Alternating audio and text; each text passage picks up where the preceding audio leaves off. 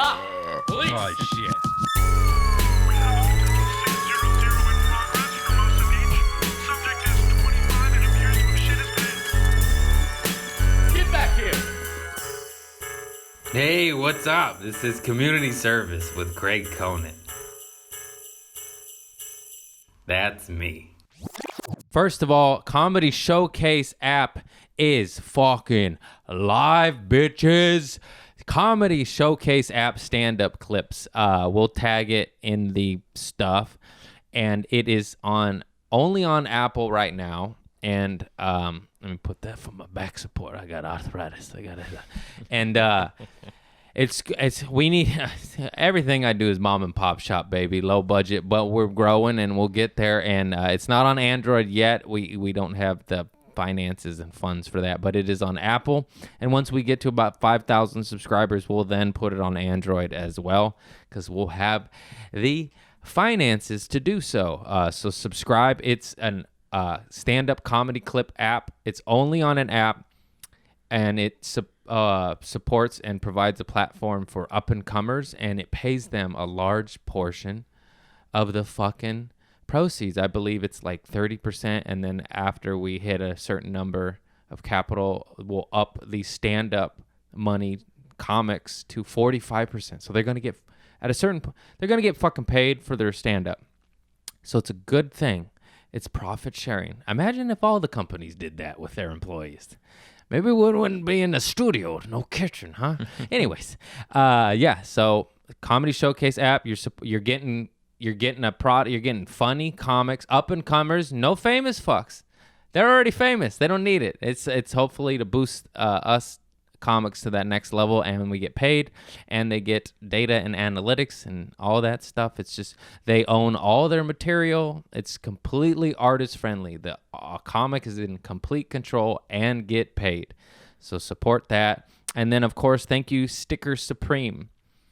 You get fucking dopest stickers, still slanging stickers, my loosey goosey stickers, my park ranger with worms coming out of the face. Thank you. And then the new Patreon persons, I appreciate you supporting my Patreon. Between stickers and Patreon, I pay my rent because I still haven't gotten my fucking unemployment. Whatever, I got stickers. Anyways, thank you, Ross Gallant, ML Xavier, and Isabel Herbert. And thanks, Hunter Holt, for commenting on all the posts. You're the only one. Thank you, Patreon persons. I appreciate you. And now that is that. Hey, everybody. Are you ready for this, Deric? Motherfucker, I've been trying to get you on my goddamn podcast for 2 years now. Oh, there's a booger in there. Watch out. Sorry, Mr. Cat's booger. I wish that was a joke. Wait, cats have boogers? He's got a bad booger problem. Dude, that sounds amazing. I want an animal. That sounds cool, though. You got to get a cat, man. No, I want a dog, bro. I want a baby and then a dog. I want a baby. Then You're dog. doing it backwards. I'm doing it backwards? You do cat, then dog, then baby. No, that's nice. Baby's good. Baby's nice. Yeah, bro. Me and Hey, Sam definitely want a baby. That's good. But I wasn't a cat lady until I got a cat. And now I'm a fucking cat lady. I'm going to tell you why you should get a cat over a dog, because you're a comic and you're dogs. I love dogs. I was a dog guy my whole life, but like they are just fucking maintenance, bro. But you want a baby first, so if you want that, you can handle a dog, dude. Yeah. I need the attention, man. I need the cat's like, man, look at this cat. This cat ain't even where this cat at. See, the fact that this cat I don't even know where he at, and he's doing his own shit. It's like, nigga, I don't trust that nigga, dog. He gives you He's just plotting. the nuts love. Are you ready for your gift, bro? I forgot you got me a gift, dog. man. I know you got you a gift. Oh, bro, look at you. Hey, bro, he knew. Hey, first off, dude, thank you, buddy. Oh my God, I know we're not supposed to hug, but thank you. You got me a gift. What I'm supposed to do?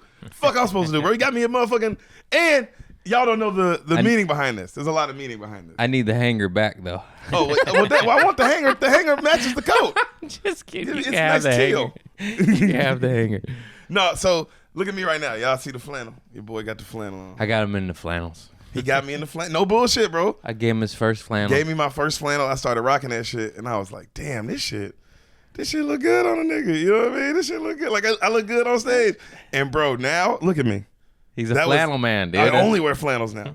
I'm a flannel man, bro. Bro, you changed my life, dog. And That's a nice winter means one. a lot, bro. I look good with the flannel, bro. It hides, shows off my physique, but not too much. Because I'm sexy. I've lost probably I'd say between 100 to 120 pounds during quarantine. So. You've lost? Yeah, probably in there, but I don't want to show it off because that's why I'm wearing the shirt. Really? Yeah, at least. Nice, At dude. least. Wow. I gained about 15.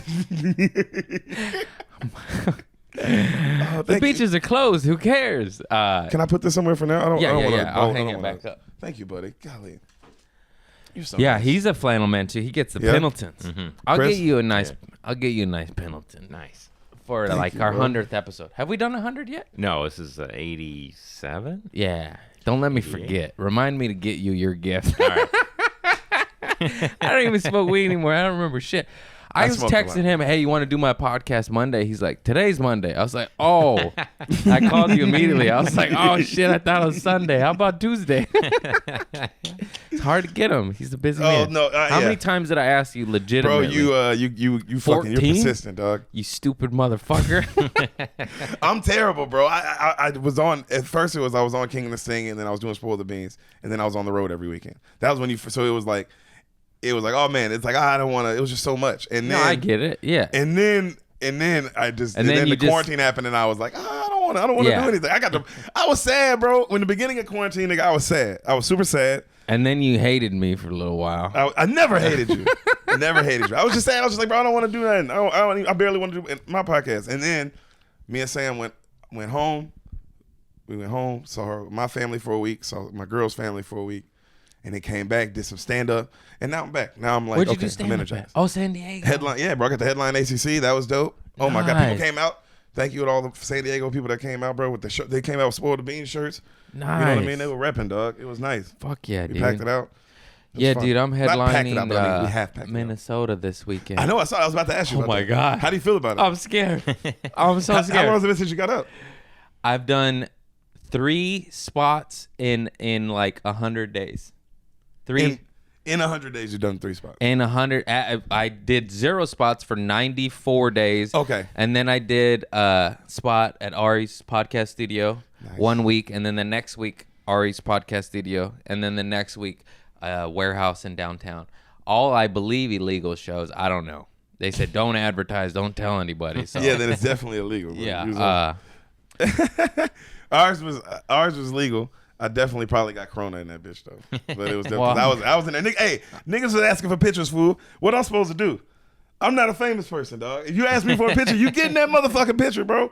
And that's just when I'm more famous, maybe I'll tell niggas, hey, there's a virus. This is the first time. Let's be responsible. This is the first time I think the whole history of the corona. I'm like, I don't know, man. No, it's just, fuck this fucking virus. Yeah, this virus Just take your immunities. But is it that a hard thing? if people are like, Craig, oh my God, I came to see you. I know, Can I just get know. a picture? And you're like, what else? Dude, I went to buy illegal fireworks and I hugged the guy. I couldn't help it. I said, give me a hug, man. I said, I don't know if we're supposed to do this, but you need a hug. We're not supposed to do that, but God, you know, I love fireworks. I know you love. How did you have a good 4th of July? Yeah. You know it. I saw the video you posted of it was like all of LA, and then you were like, I'm glad I was a part of that, and I was like, nigga, that was half of you. Yeah. I feel like that was half you I hope so. because you're a I firework can't help. maniac. I swear to God, the next day I had sadness in my postpartum depression, not PTSD, postpartum. Like, oh, I gotta wait another year. I have to wait another year for that. And I immediately started Googling and looking up like top rated grand finales, like what I could get next year, what I could level up next year. Oh man, I love them. Yeah, they're awesome. They're just I like fireworks. no. I love them. I know you love them. You No, love I'm them. just I kidding. like them. No, But I I'm do- not. I I'm do- not. I respect that. I like that you I- fucking fuck with fire. I feel like I'm as much as my friendship with you goes, I feel like it's stand up. This is what I know you love. I know you love stand up. I know you love knives, Oh yes, there's I know 2 you right love next fireworks. to you. in the jar. and I know you love your family. Yes, I feel like if we were on Family Feud, I'd have killed this shit. You know what I mean? Yeah. Like I'd Yeah. be like, oh, bro, that's Craig. Knives over family. You best believe it. No, it's just, I don't know. They make me happy to my core. I mean, you know, like when people find their shit, rock climbers climb that, they do documentaries that the guy free climb solo shit, you know, like that's just, it's just fireworks, bro. They're just beautiful. They're fucking cool. It's just chaotic, just nice. I love them at like the end of Disney World and stuff. Yeah, but I do appreciate that, but it's just like, if you say you want to watch the grand finale at Disneyland or light off a few of your own, I'll be like, a few of my own. Fuck that. Why do I want to watch somebody else do it? I want to do it. Give me the joy. Oh wow, see that's where we differ. I would like a distance of a pond between me and the person doing it. Like if you were setting off all the Disney fireworks and there was a pond between us and I could watch, we would both be having the best time ever. I want to be the guy on the little canoe floating up to the barge of fireworks, lighting it off. You know, I mean, like, yeah, this could go terribly wrong. You're a It's the gangster, shit. bro. It's so fun. I've had so many firework incidents where I'm like, why do I have all my stuff? Mainly from my shit-faced days, but I have a video of me lighting a mortar bomb off the top of my head. I put a beanie on, though, you know, it's safety first. No, that was very stupid. And that was like 14 years ago. And then like maybe 3 or 4 years ago, somebody that was there that night sent me an article of a guy that did that and it malfunctioned and he died. And then his mom was like saying, this is why fireworks should be illegal. It's like, no, he's a dum-dum. You know, I was a dum-dum too. so If you wouldn't put it on funny. top of your skull, it's fine. You know? I mean, I'm sorry you lost your son, and I can't imagine that pain, and I'm not trying to be insensitive, but it's also like, he put a mortar on his head. You know what I mean? You're not supposed to do that. It's ground firework. Yeah, bro, it's a Ground, grenade. not top of the skull firework.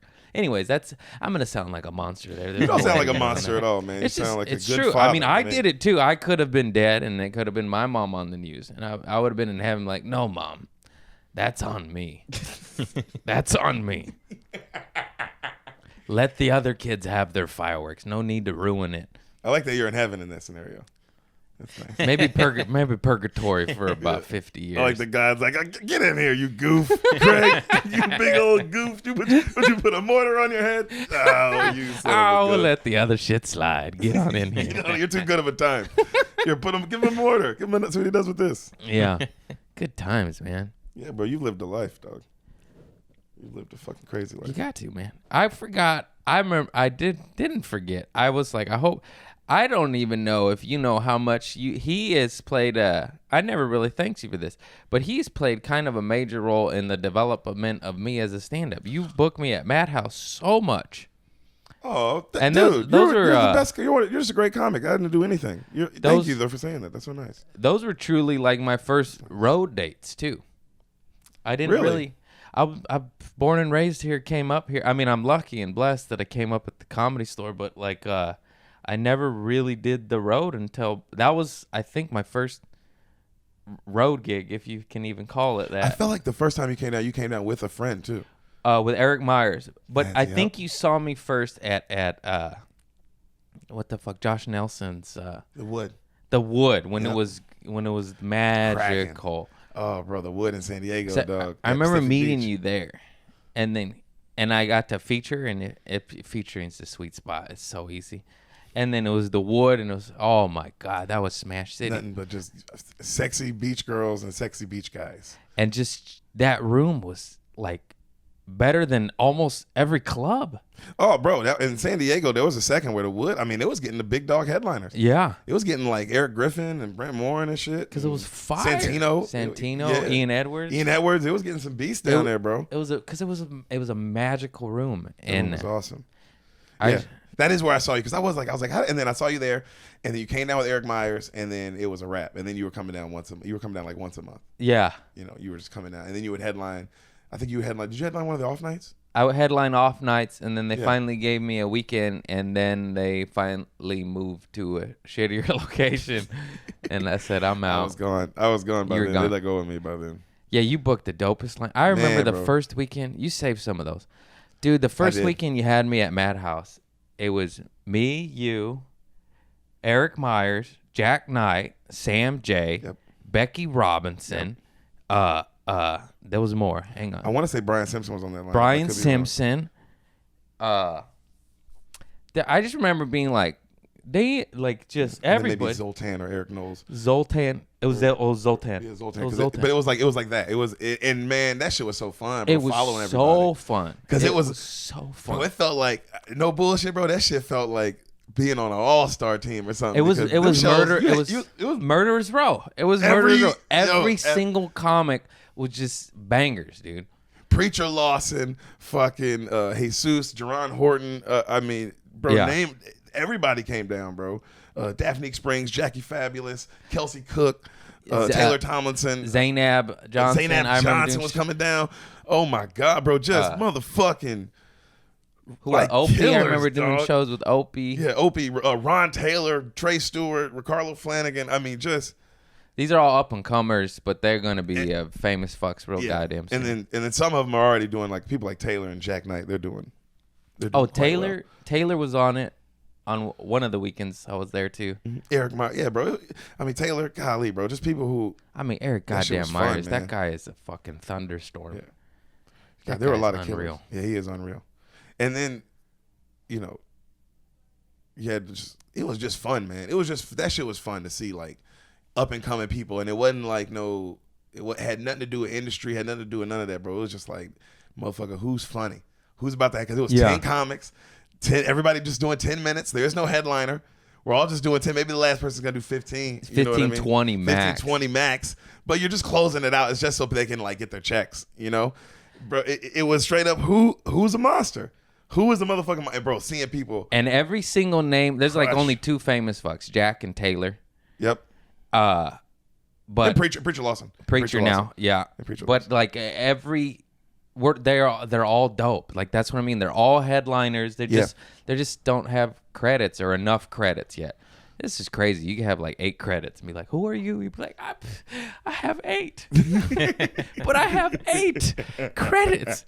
It's just crazy. Yeah, bro. That shit was fun, man. Oh my God. Just even reminiscing on it. I know Just that was so how fun. pure it was. It was also just pure and like you just wanted to do well because the person in front, like the 3 people that went in front of you and just smashed. Yeah. And maybe one person went up and like bombed. And you're like, bro, oh my God. You know, and the crowds also were hot back then. That was when like the Madhouse would like pack out on It the was weekends. packed. You know, Packed. So that shit was fun, man. I remember a poor Ehsan Ahmad. I didn't even because he worked at the comedy piece of store, shit. but when they didn't know, not he was great, but he worked. It's terrible. He's the bad at worst. stand-up. And I I'm going hate to replace that you on guy. the podcast, Spoil the Beans that we do together. Yeah, I'm the new co-host, Ehsan. Yeah, fucking Peace hell out, yeah, bitch. dude. I gave him a flannel. Move over. Move over, Rover. Move over. Jesus, how old am I? Is that a saying? Yeah, you're That's a definitely thing. old. No, but what you were saying, I want to know what happened dude. to Ehsan. So Ehsan was a door guy at the comedy store before they gave door guy spots. Now they give door guy spots like 2-3 a week, and I didn't even know that motherfucker did stand up, let alone was funny. So the first time I ever saw him was a weekend at Madhouse Comedy Club with you, and he was so funny, and I was like, I didn't even know you did stand up, let alone you're hilarious. I know that sounds like a horrible insult, but it's fucked up because you could know a guy in LA and not see him go up for Ever. 2 years. It's crazy. For 4 years because spots are so fucking limited. Yeah. So it's not even a shot at him. It's more of the fucked up scene in Los Angeles and how there's a lack there of spots for talented motherfuckers. Anyways, he That is smashed. true. And I'm not supposed to name names, but he knows who bombed that weekend. The worst bombs I've ever seen in my life. You know who, too. I'll say it on the Patreon. Subscribe to my Patreon if you want to know who. Subscribe to the Patreon so we'll talk dirty. Bad, dude. You put him there. And I even asked you. I'll never forget this. Because I'm a solid comic. I don't like the fucking, but it was me, then the bomber.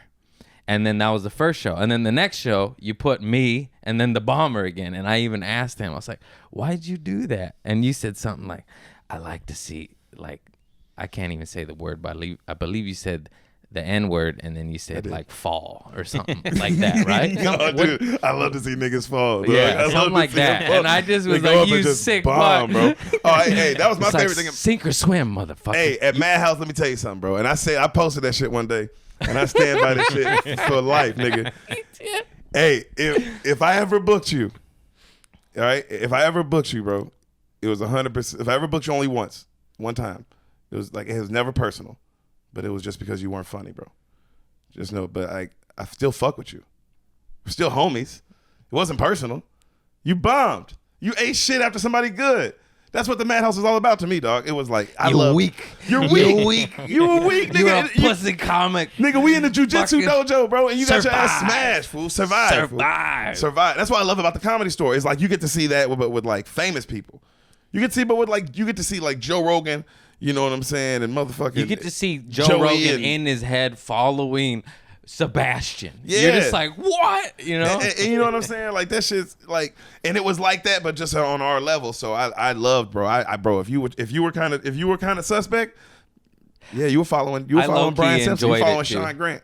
I'm making you. I enjoyed it. Oh, it was great. Yeah. And if you came up and asked me, I'm gonna be like, oh, you're trash. You were trash. It's not personal, bro. Get better at stand. I don't know why people take that personal, bro. Men, I would say it to women and men. Has nothing to do with your pussy or your dick. You fucking suck at stand up. That's why I booked you once. You fucking whoever you are, you were terrible. You couldn't follow the good people. You know what I mean? People were crazy. People were so mad. How come you only booked me one time?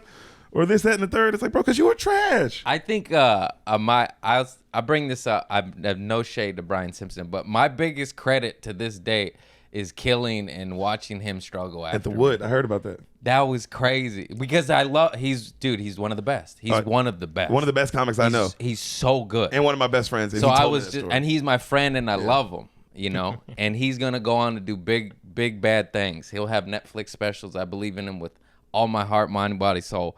But like when I did that, I just was like, yeah, like that's my biggest credit. Fuck that shit MTV. that shit It's feels making him good. struggle for 5 minutes. Bro, that shit feels good when you make a killer. When you make a killer shake a little bit. Ooh. Oh, it's the best. I get excited, It dog. is though, and I enjoy the task of following a Brian Simpson or you or a Barn Burner. It's good. It's fucking good. It Fun, makes man. you alive. Bro, that shit. I remember my best one, at least my favorite follow ever, was Bill Burr, bro. He popped into the motherfucking belly room. It's like one of my last 4 sets before COVID killed the world. Nigga, Bill Burr popped in, belly room on a Sunday, on like like one of those Sunday early belly room shows. Yeah. It's like 30 or 40 people. He did 20. I'm just doing 5. He wants to go up first. I'm supposed to open the show. He wants to go up first. He does 20, and he's murdering. Of course.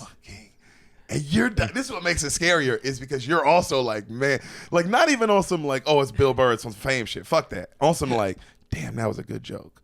You know what I mean? Like on some you're you're up next and this nigga's hitting home runs. On top of him being a famous fuck, he is truly famous for a reason. He's one of the best comedians on the planet right Period, now. bro. Mount Rushmore, put him up there, dog. He's one of the so goats. good. It doesn't. So you're that like, and when you're following one of those kind of people, it is like. You're in you getting them. You got to get in the motherfucking zone, bro, because You're in the Shark Tank. You're in the Shark, and you got 5. Also, he's doing 20. They just saw a goat, one of the greatest to do it, work out for 20 minutes. You got 5. 5. You got 5. And that he's your first joke next. better hit. That first joke better motherfucking woo, bro. Are you a dead man? Or you're a goddamn But that was dead definitely man. one of my favorite follows that I've ever had. One of my Man, I felt worst good about that follows shit, that I could do it. was Eric Myers, that piece of shit. That motherfucker, we're doing like a homeless veteran shelter in Los Angeles performing for the vets. And he's supposed to headline. I'm supposed to go before him. And for whatever reason, he goes, hey, can I go before you? And for whatever reason, I go, sure. Oh my God. It was like a laugh track. It was like in a movie. It was like when Eddie Murphy gets up on the Nutty Professor and everyone's just like, ah, you know? Oh, yeah. Oh my God. Oh, Eric Myers is so fucking good at stand-up, dog. And that was his crowd. That was his people. That was his shit. And then I didn't die, but I didn't do good. But I was dying inside. I died. Who am I kidding? I had him for like 2 minutes out of 10. I died. Who am I kidding? Anyways, it was fucked up, man. If I would have went and then he would have went, it would have been perfect. It would have been a great show. It would have been solid, and in with the big crescendo. Instead, it was crescendo and then maybe me bobbing and weaving rope-a-dope, but I never got back up to knock him out. Oh, bro, that's so funny. I've been there. God, it's not funny when somebody and you're just sweating. Yeah, because you know that you're looking at the audience going, wow, we all know that we were having a better time 10 minutes ago. Yeah, and I'm just highly sweating. Aware. That's what it is. That's what it is. I wasn't necessarily completely dying. There was chuckles, but it was that. It was me in my head knowing that they know that they had a better time right before me. Like you're having an okay time now. But your pussy was wet, your dick was hard, you were coming everywhere. Oh my God. Weird analogy. No, right before analogy. me, just everyone spraying everywhere, just squirters and cummers all over the place. Oh, you're spitting up your beer. Yeah. I mean, it's literally like while he's up. This is the thing. While that person's killing on stage, your food is better, your beer's better, everything's better. You know what I'm saying? You're your beer's colder. You're like your friends more. It's got more bubbles. Yeah, it's just everything. This is the greatest night ever. I'm so glad we came out. Your knife is bigger. Oh, bro, if you're chuckling, that's true. Your knife is bigger. Serial killer. I don't want to harm anybody. I just like weapons. I grew up in the 90s, bro. Early 90s, late 80s. Yeah. Yeah, you Schwarzenegger, Jean-Claude Van Damme. Come on, man. Uzis. Why are you laughing? It's just so funny. You just named like actors. That's great though. But it's just I grew up badasses. Yeah, you grew up. Yeah. But I feel you, bro. Stand up is like, man, when you motherfucking. It's the dojo. It's Karate Kid. Yeah, when you're not doing well, they notice more. Mm-hmm. They notice they're not having a good time. They notice how much parking was. They notice how much the babysitter is at home. And looking at their watches. Is the show over yet? Where's the waitress? Bro. I need to pay my bill. Nothing worse than that thing. You're supposed to headline and the feature just murdered. And they're like, you can see them like, man, what the fuck is this shit? Dude, I'm scared of headlining. I've been featuring for so long. Featuring. You're going to murder, man. The middle is so easy. It's easy. It is sweet. It's so easy. Featuring, oh my God. Especially featuring from a famous person. Oh, it's like, the easiest shit on earth. Oh my God. They're they're so happy. For those of you that don't know, features, you go in the middle. You're the middleman. You middle. You're also only doing between 20 to 30 minutes. It's the perfect amount. No one could get sick of you. They're just drunk enough to where, by the time the headliner gets up, sometimes they're too shit-faced. No check drop. Yeah, no check drop. Then the headliner, when you headline, they get a check drop. Check drop is you pay the bill at the restaurant. For those of you that don't know, it's kind of hard to hear a joke when you're doing math, when you're tipsy, arguing amongst your friends how much to chip in. Yep. It's kind of it's hard to hear your cousin's pussy joke. Oh yeah. Oh my God. Very hard. And also, it's my material. It's not like they do the check drop. That like for us, when that happens, when you get the check, that's usually when we're crescendoing. Yeah. We're ramping up. That's why when you watch a special, when you watch Dave Chappelle or Chris Rock or Bill Burr or Louis C.K., when you watch your specials on TV, you don't see waiters dropping checks. Yeah, at the on big purpose. Finished joke. Yeah, at the purpose. Closer. I couldn't even think of it's called the closer. I said the big finish joke. And if you really love comedy and you're here, the next time you do go to a stand-up show, when the world hopefully exists again, and when you go to a stand-up show and you get the tip, you get the check. Notice that the comedian on stage is probably 9 times out of 10 doing crowd work.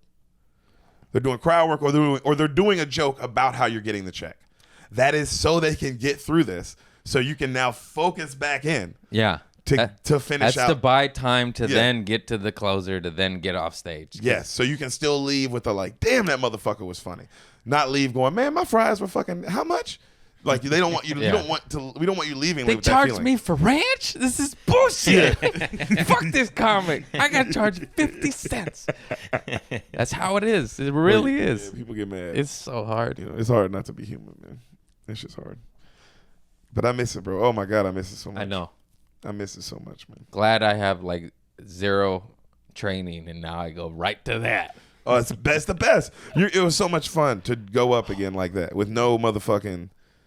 With no parachute, dog. It was like, man, I hope I landed something. Every comic at that warehouse show was just pacing back and forth. It all felt like the first time again. Oh, it's the best. That's what it felt like. It felt like the first time again when I went up at ACC because it was 120 plus days since I had gotten up. So man, it felt like just like, damn, bro, I feel like it. Like, oh my God, what am I gonna talk about? And from the ride down from LA to San Diego, I wrote a whole set. I did that. That's what I did on stage. Did you do all new shit or just half and half? I did the ACC. I did like 32 minutes because I was only supposed to do 20, and they were like, "Keep going," and they didn't mind. So I did probably 25 new, and then like 7 minutes of like old stuff. Nice. Oh, bro, I wrote the whole ride down. I was so excited and so not excited, but I was nervous. I was fucking scared. It's really the same thing. It's just nervous is excitement. It's just sprinkled in with a little bit more anxiousness. A little butterfly. Yeah, in there, you know? but it is energy. I was taught that very early on. I don't even know. I think like a YouTube video. But the dude was, because I was so nervous. My hand used to shake. I threw up in an alley once. Like, it was fucking nuts. I used to drink at that time too. That didn't help. Forgot that part. But yeah, like it's just they just said that nervous and the nerves and the butterfly is an energy. Channel that shit and use it. And like instead of saying I'm terrified, say I'm excited. I'm excited. It's dude. like this. It's a click away. It's a couple degrees away. It's hard to remember that when you're in that. When you're in the moment. Yeah, but it really is. Oh, dude. And then also when for me at least, when I went on stage, bro, it was like, and then I mean, a sign went up, Sam went up, and they were doing newer shit. And I was like, you're watching, you're like, okay. And then, you get up there, and it was like, I don't know, I just would have felt, I was like, man, I don't even want to do, I want to smash. Yeah, I want to jump in the deep end. You know what I'm saying? Yeah. I want to see how funny am I? How funny am I? And bro, once you started getting into the new stuff, that shit was great. That shit was way more of an experience. Because I mean, then I went to the Comedy Palace the next night and had a decent set the early show, and then the late show, like almost a heckler wanted to fight me. You know what I mean? Yeah. Literally, like I got on video, a motherfucker wanted to, I'm gonna kick your ass, and then the lady in the front was like, "Well, you're gonna get through me." And this white Karen lady, you know what I mean? It was like, but it was because I wasn't doing well. Yeah, you know what I'm saying? Like it was like that kind of shit. But the ACC show, the first show, that was an experience, nigga. Going through those jokes. Nice said Karen was on the Karen, good bro, side. she was on this team, bro. That's so funny. The argument was crazy, bro. Oh my God, what we were arguing over. It was because of what a joke Trey did earlier in the night, and then Ehsan kept it going. They were just talking about Biden and shit. They were like cracking jokes on Biden, being just jokes, but they're cracking jokes on both sides because they're good comics. Yeah. And bro, these motherfucking teenagers, they weren't even teenagers, they were just young kids, and they were so mad. They were so mad that we were making jokes on Biden, which is like, nigga, I'm not even for Trump, but right when I went on stage, it was like, well, I can't. You forced me to do this. Yeah. You're heckling all this pro Biden, and you're like heckling. So now I have to just be funny. And the funniest thing is to shit on Biden right now. You know what I mean? And I'm not even pro or against them, but man, and it made them mad, and they wanted to fight, and then the white lady was like, "Not on my watch." That bitch was nuts. I love you though. Wherever you are out there, bro, you my motherfucking hero, lady. You my bat. Our presidential candidates are fucking insane. Man, it's like one's a piece of shit and the other's a piece of shit. Well, what piece of shit would you like today? I want the one that has a Grammy, nigga.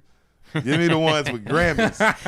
I'll vote for Kanye over. I don't even know, dude. This is the Matrix. This is fake. We're in a simulation. This can't be real. Have you seen the pictures of Biden biting children's cheeks and kissing them and sniffing their hair? Yeah, have fun on that Google rabbit hole. I thought that was fake. No, there's pictures. Watch him do meet and greets and shake hands. He sniffs little kids. Yeah. And kisses them, and one of them you actually see him bite the cheek, not like a chunk, but like he bites, and then the kid's like that, and it's on camera and video, man. And you're just like, what the fuck are you doing? The world is watching. The world is watching. You're running for president. That's like me, giving you a hug and nibbling on your cheek and be like, "Don't say nothing." Even if you were hush hush, it's right there. It's right there. This fucking planet, dude. I don't even know. I just focus on flannels, enjoy my life. Yeah, bro. I like you. You got flannels. You got plants. It's crazy. This shit is so nuts. Yeah, the politics shit, bro. It's just. I can't even get it. It's hard. It's too much. Let's go back to comedy. We can talk about whatever. Use your podcast, brother. I'm chilling. That's whatever you want to talk about. Carry it, bro. I'm out. Peace. Just talk. Oh man, yeah.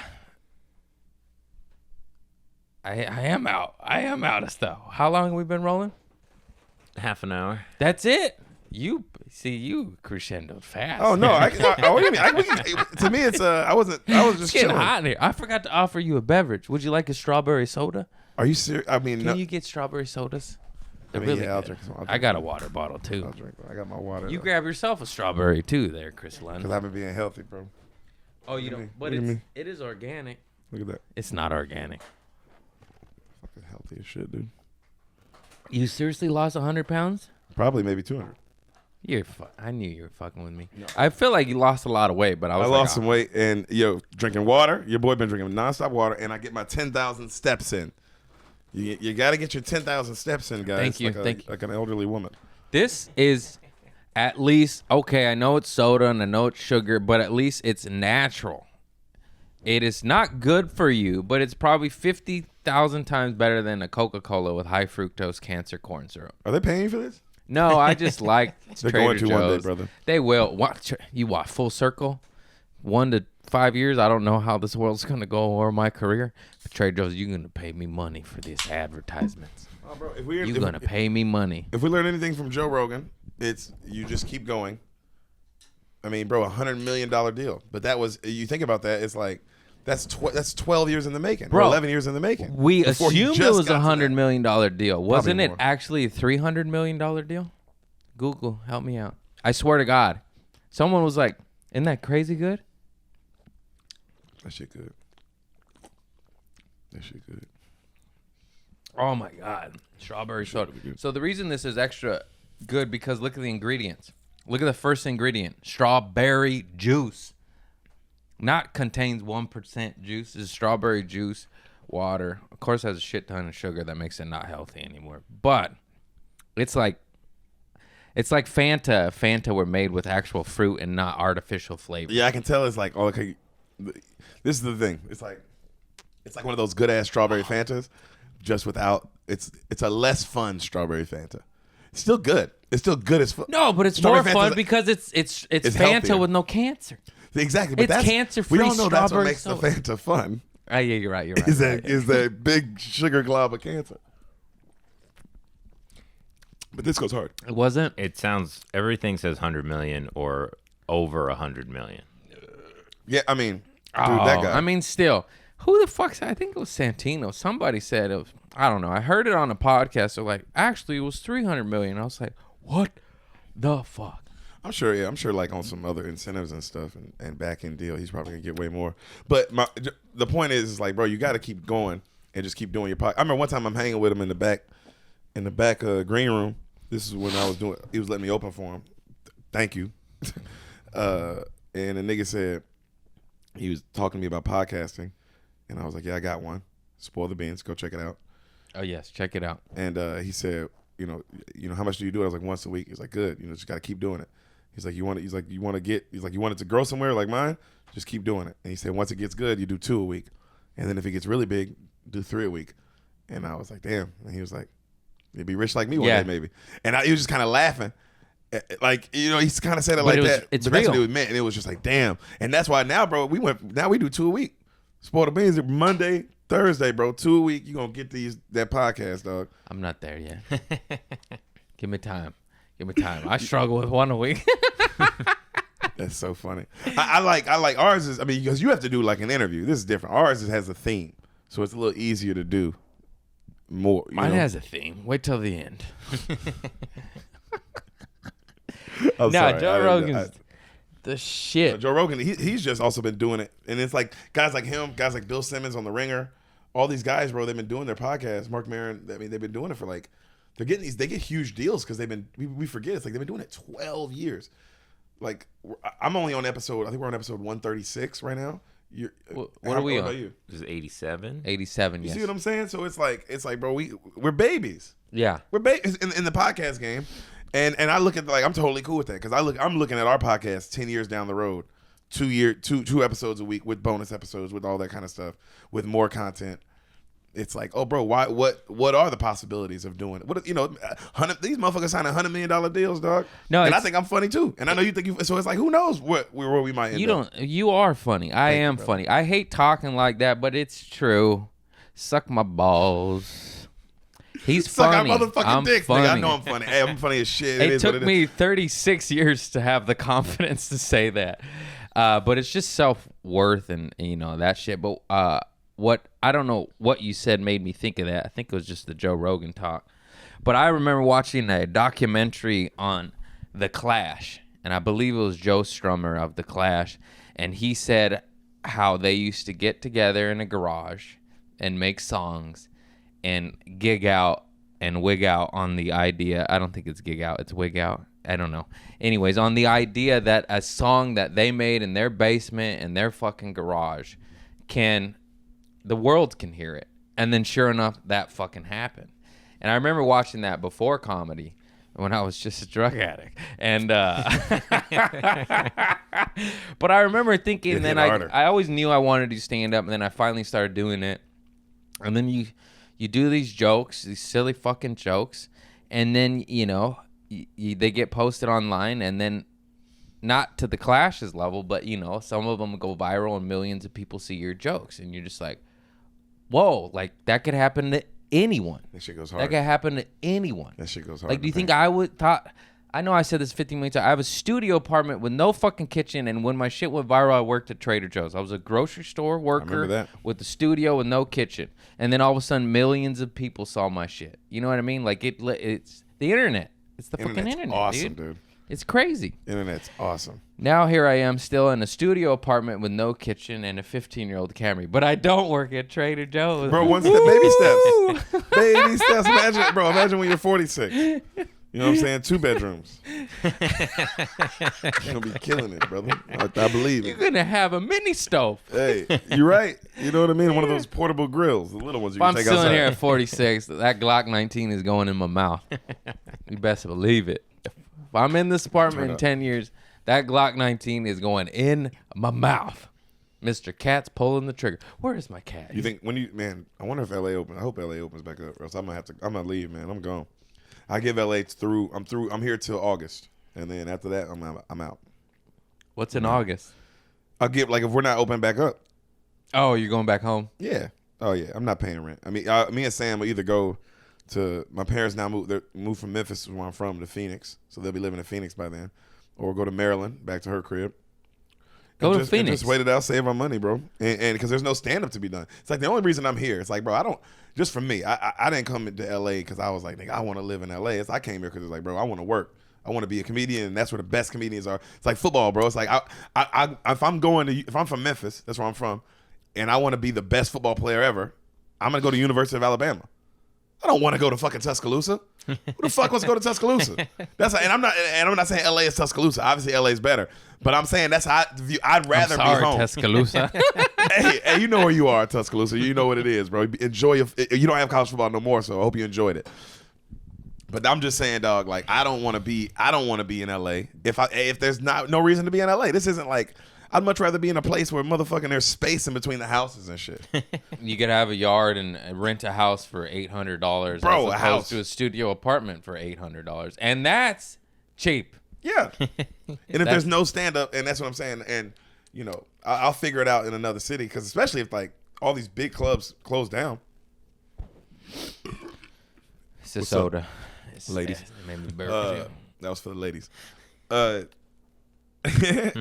know what I'm saying? I just don't want, if all the big clubs close down, man, it's like, oh, there's no reason to be in I LA. never thought about it that way. I'm born and raised here, so It's different for you. Yeah. Because this is your home. No, This but is if home I for were you, I agree. It's just like, well, I moved here for the industry and stand up, and it's shut down, and I'm paying stupid rent. Rent. To not even do any of that. The reason I sacrificed and pay this rent is to have the opportunities that I have. But if it's not, why not go home and get a fucking 4-bedroom apartment for the price of a fucking studio with roommates in Los Angeles? And also, bro, my girlfriend's rich as shit, nigga. She is? My girlfriend's motherfucking balling, dog. You don't believe me? Go check my Instagram, nigga, and feel ashamed that your girlfriend isn't doing better in life. I tell all these niggas, bro, if your girl ain't got a marble fireplace outside under the pavilion, Pavilion. with the big screen on the side with the saltwater pool. If you got, first off, you still got chlorine. If your girl got chlorine in her pool, get rid of that broke ass bitch. Fucking up your skin, dog. You know what I'm saying, nigga? You had this bitch fucking up your skin your whole life. I hate chlorine, man. It's gross. You know what I'm saying? I I've now didn't know lived a about better salt life. water till I went swimming in a rich house in Redondo Beach, and they had a saltwater pool, and I was like, "This is amazing! It's amazing!" Did you know that salt water? Your eyes don't burn. Your eyes don't burn. Your Oh my eyes God. aren't the color of his right now. Oh, bro, I'm high You as shit. need You know me. Visine, dude. Never. No, you know me. How are I you not I live immune? high. No, I know. I lived high for 17 Yeah, you know years. exactly. But I just. But I did the never weed. had red That's eye, red true. eye. You never red. Oh, I'm always red eye. Yeah, that's I'm what always my red mom low called eye. it. You red eye to my friends. I never needed Visine. I never used it. I don't know why the fuck my my what's that called? White ball stay white, but they did. Bro, I had to think about it though. Like, oh my God, I never smoked weed, and then ever, and then I was 21 or 20, and I started smoking a little bit, and then I was like It's the best. late 20s, and then It's the I've been best. high ever since. So it's like I'm 29 now, so I'm about to be 30 in October. So damn, it's about smoking to a cool be 10 decade. years for a full Yeah. decade of being high It goes every by. day. It goes by fast. I like weed, man. I don't know how to not get like this morning. I wake up every morning. I wake up, I rip the bong. First thing I do, I wake up, I rip the bong. Mm-hmm. My girl, she'll read, do her thing. Nigga, I'll just fucking play some music, and then but that's how my day starts, bro. 7 in the morning, 8 in the morning, sometimes 6 in the morning. But I'm high, That's- and then I'll smoke the bong a couple more times throughout the day. But I like the bong. Yeah, bong's the best. Bongs and bubblers. People with pipe. What dry hot smoke? Do you know there's water? You know you can put water in between that. Yo, You know that's a the best fucking way to put it. Sherlock Holmes fat bubbler is smoother. The It's dry hot smoke. smooth. Yeah, oh, it's so smooth. You need the Oh, water. That You was definitely my need water. favorite. It's Sherlock, but fat bubblers, not no little.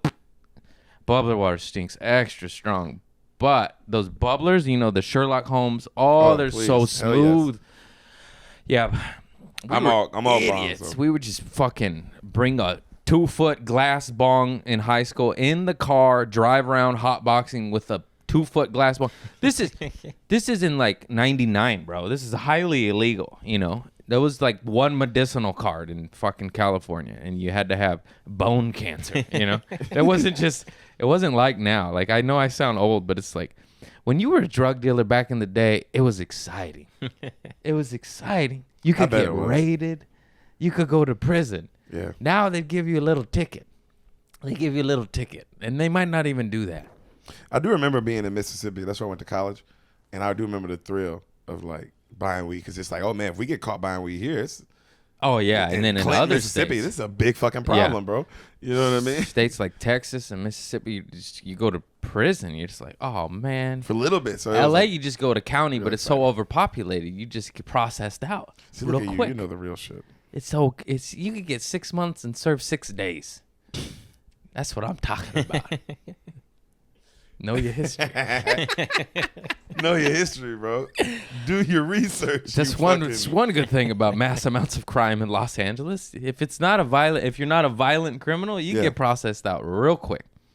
Yeah, and you learn the judicial system. Look at you, bro. Look at all this knowledge you have. Yes. So break the law.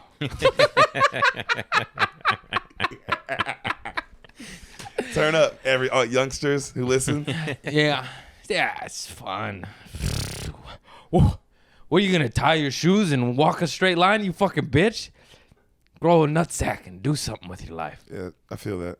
I was so scared. I was so scared, man, to do anything but that was because of football.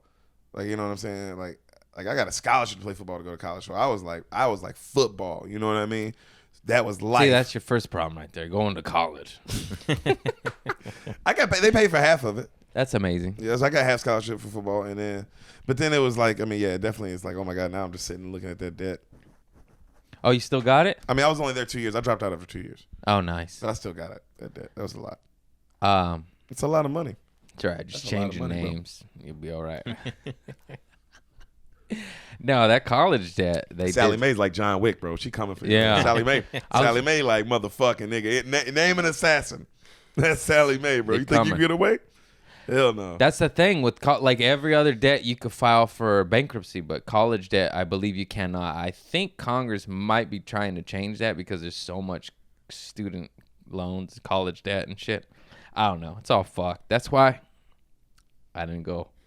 Yeah. But that's when I started doing bad That's not stuff. High school, bro, I was completely straight arrow, bro. Never drank, never smoked. I mean, I still to this day never had like cigarette or cocaine or coffee or anything beyond Coffee? weed. I've never had coffee. What are you, triple Muslim? What's going on over You know what I'm saying? No, I eat bacon, bro. I eat pigs raw, nigga. Fuck that. I don't even cook it. Give me the pig. That's how much I want the pig. But yeah, I started at 12 and stopped at 29. But you know, you I took had it to a older different sisters level. and older cousins and shit, and you know, there's just Mexican, and some of them lived in the hoods, and you just see that shit, and you're like, oh shit, I want a lowrider, I want a gun, oh shit, what's that? Let me get a hit, let me get a puff. See, luckily I didn't, because we were a sports house. Our Yeah, house was just that's straight up, better. Straight up. That's a all cleaner sports. way to live. It's it's good. I mean, yeah, it's just it is a way looking back of like, wow, I didn't have to see anything because I was so focused on like being a fucking athlete, like all year round. Baseball, football, baseball, football. So all the way through high school. Oh, you played baseball? I played baseball. Baseball was the shit, man. I was good at baseball. I gave up for drugs. I quit. They're like, you're gonna need to work out and go to fucking baseball camp in summer to do varsity. And I was like, or I could smoke weed and do whatever the fuck I want. Guess what? I got into hip hop and started smoking the weed.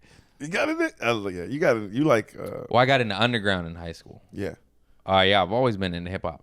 I'm so lucky. My mom and dad like Motown. My uncles like classic rock, and my cousins and shit like fucking Zapp and Rogers and Too Short, but like old school Too Short. Get in where you fit in, and not that blow the whistle shit. Blowjob Betty, the old school shit. That's the new school. Yeah, Tupac, Wu-Tang. That was when I was like 10, 11, 12, started getting into music. It was like Tupac. That's why I got shrines everywhere. I opened my closet. I got 2 Tupac dolls and you can see them on the fridge right there. There's a little mural.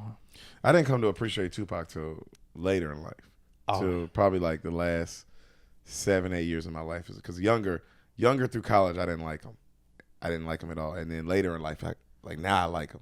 He's the GOAT. Yeah, he's great. He's the GOAT right behind you.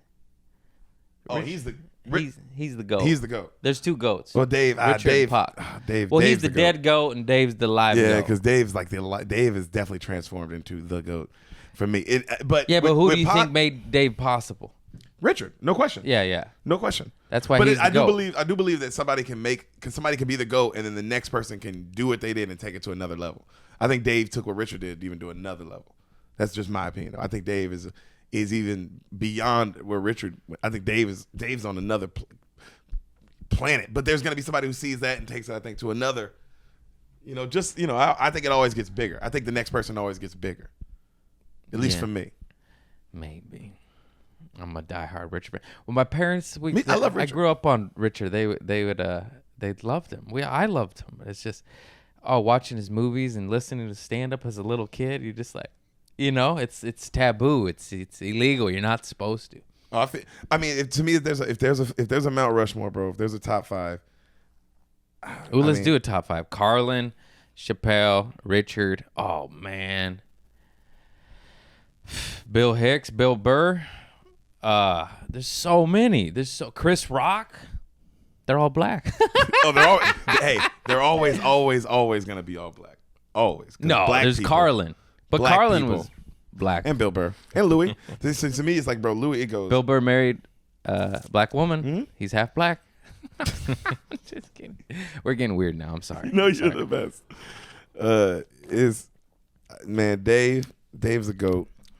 Dave's the greatest comedian that ever lived. Dave, Richard, Carlin. Richard. For sure. And then who's the 4th? It's too many. That's the unknown. It's for me. For me, it goes Richard. I say George. I say Louis, and then I say probably Chris Rock. For the 4th? Mm-hmm. For the 5th. There's So 5? mine's I thought there's only 4. How many 4. are there? If I 4, I had to go. Yeah, I gotta say. I mean, you can't. It's hard to leave off Carlin off there. But I want to say, if I actually know, I take Carlin off, bro. I put Louis on there, and then I put Chris Rock on there. It goes Dave, Richard, Louis, Chris Rock. That's my Mount Rushmore.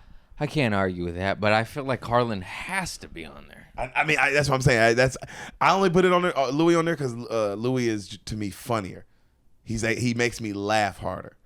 Like not that he's better at all. To me he makes me laugh hard, because Carlin is like prolific. Carlin is like where Dave is now, where it's like but Dave just got there on some like I would shit. say that's true. Louis makes me laugh harder, but Carlin is more important. He's just the shit he's saying. saying. You're just like, it's still quoted all the time now about the whole world and the government and this, like the American dream is a dream because you have to be asleep. It's like people are hearing that and they're like, fuck. That's not funny anymore. It's true, Like it's he's. I mean, that's what him. If he would definitely in my top 10, of course, or top 5, but I know my top 4 is, so I gotta say Louis because he makes me laugh, and then Chris Rock. Oh, is just Bernie Mac, perfect. Too. Oh my God, Bernie Mac. He used to make me laugh. So I mean, still does, but there's too many. The Kings of Comedy special to me is like I put them all. To me, that's one special. I don't even separate it. It's like I don't even separate the 4. Like all 4 of them in that. It's like it's what made it. It was the best. Perfect. That thing is. Remember that tour so when it was fucking happening? perfect, That was bro. that was like the Beatles. Like it, not quite, but you know what I mean. I was like 9, so I do not remember it. I'm 36. How old are you? I mean, I'm about to be 30 this year. Okay, I'm 6 years older than you. Yeah, I'm getting old. I reference stuff, and a lot of times people are like, "What?" And I was like, "Oh, you didn't eat dirt rocks? You played video games? Oh, okay, all right." I mean, don't get me wrong. I remember because like Why your bones are weak? You didn't get the minerals. what got me into stand up was like Comic View and like Kings of Comedy. Like that is what got me into stand up, but it was like probably I didn't start watching it all the time, so a little bit, like maybe like 11, 12, Did you even have Soul Train? I remember watching Soul Train. No, that was before me. Yeah. This shit's crazy. I remember all this shit as a kid, and I'm just like School of Rock and Soul Train and School of Rock to me is the Jack Black movie. No. But to me, like when you say School of Rock, to a lot of people my age, they're gonna go. Oh yeah, Jack Black. That's Jack Black later. movie. School of Rock. For those of you that don't know, it was just a gang of funky, dope musicians making actually really good music about learning, kind of like Sesame Street, but like by the Funk Brothers and the Average White Band, and I don't know. You got to look up the musicians. I forgot, but it was just dope, elite musicians of the world, at top masters at their craft, that made songs for children to do times tables, conjunction junction, what's your function, shit like that. That's the real School of Rock. Then Jack Black came and made a dope School of Rock, I'll admit, but OG School of Rock is the shit, and know your history. Wait, Schoolhouse Rock? Yeah. Oh, I'm saying it wrong? Yeah. I say a lot of stuff wrong. Schoolhouse Rock. Schoolhouse At a certain Rock. point, I also was like, Yeah. I was like, oh, I know what he's talking about. I love Schoolhouse Rock. Oh, okay. I Okay. love Schoolhouse Rock. That was the shit. Oh, my bad. I fuck up a lot. Schoolhouse Rock. Schoolhouse Rock. Schoolhouse Rock was off the chain, bro. Oh, okay. You did have that. I'm very glad. They should Junction, have that on all the What's time. your That doesn't function? get old. It's so good. It was a hairy bear. He was a scary bear. Is a song about adjectives. Oh, okay. I remember that. I was like, I don't even remember that one. See, okay. Nice. I'm not that old. That's still. Lucky number But 3. if like a kid like a 20-something, they won't know. They'll be like, what the fuck No, are they you wouldn't know. talking about? And that shit was hard. School of Rock Schoolhouse Rock. Both of those. Both schools of rock went hard as shit. I will admit that. Did you have that Mr. Science on Nickelodeon, that old white bald dude, that Dr. Science? Science, help me out, Googles. I had Bill Nye. Sorry, I'm calling you Googles. I had Bill Nye too later, but before Bill Nye was an OG motherfucker on Nickelodeon, balding white dude called like Mr. Science, and he said, tell you to put bleach in ammonia and inhale it, and that's how you kill people. No, I'm just kidding. But he would do shit like me, make a volcano, electricity. Mr. Wizard. Mr. Wizard, that motherfucker. Oh, that shit was fire. I never seen that one. If I have a younger audience on my podcast, I'm sorry. I'm really dating myself and talking about shit you have no idea. No, I mean Tupac is still kind of Tupac. Tupac is forever. Tupac's forever. But Mr. Wizards maybe not be. I like Pac. I was always a Biggie guy though.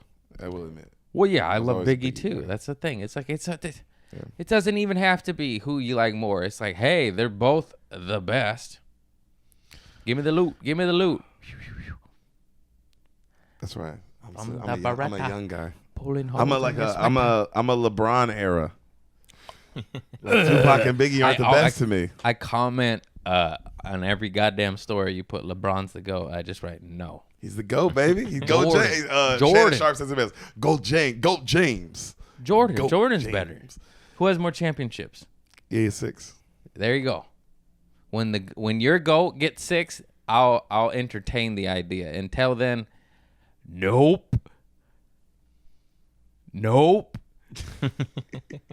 Do you feel that way about Tupac and Biggie as like the best rappers as well? Like there's not even anyone close? No, because I'm a huge fan of Nas, and there's so many. Like, if you want to get down to it, Rakim.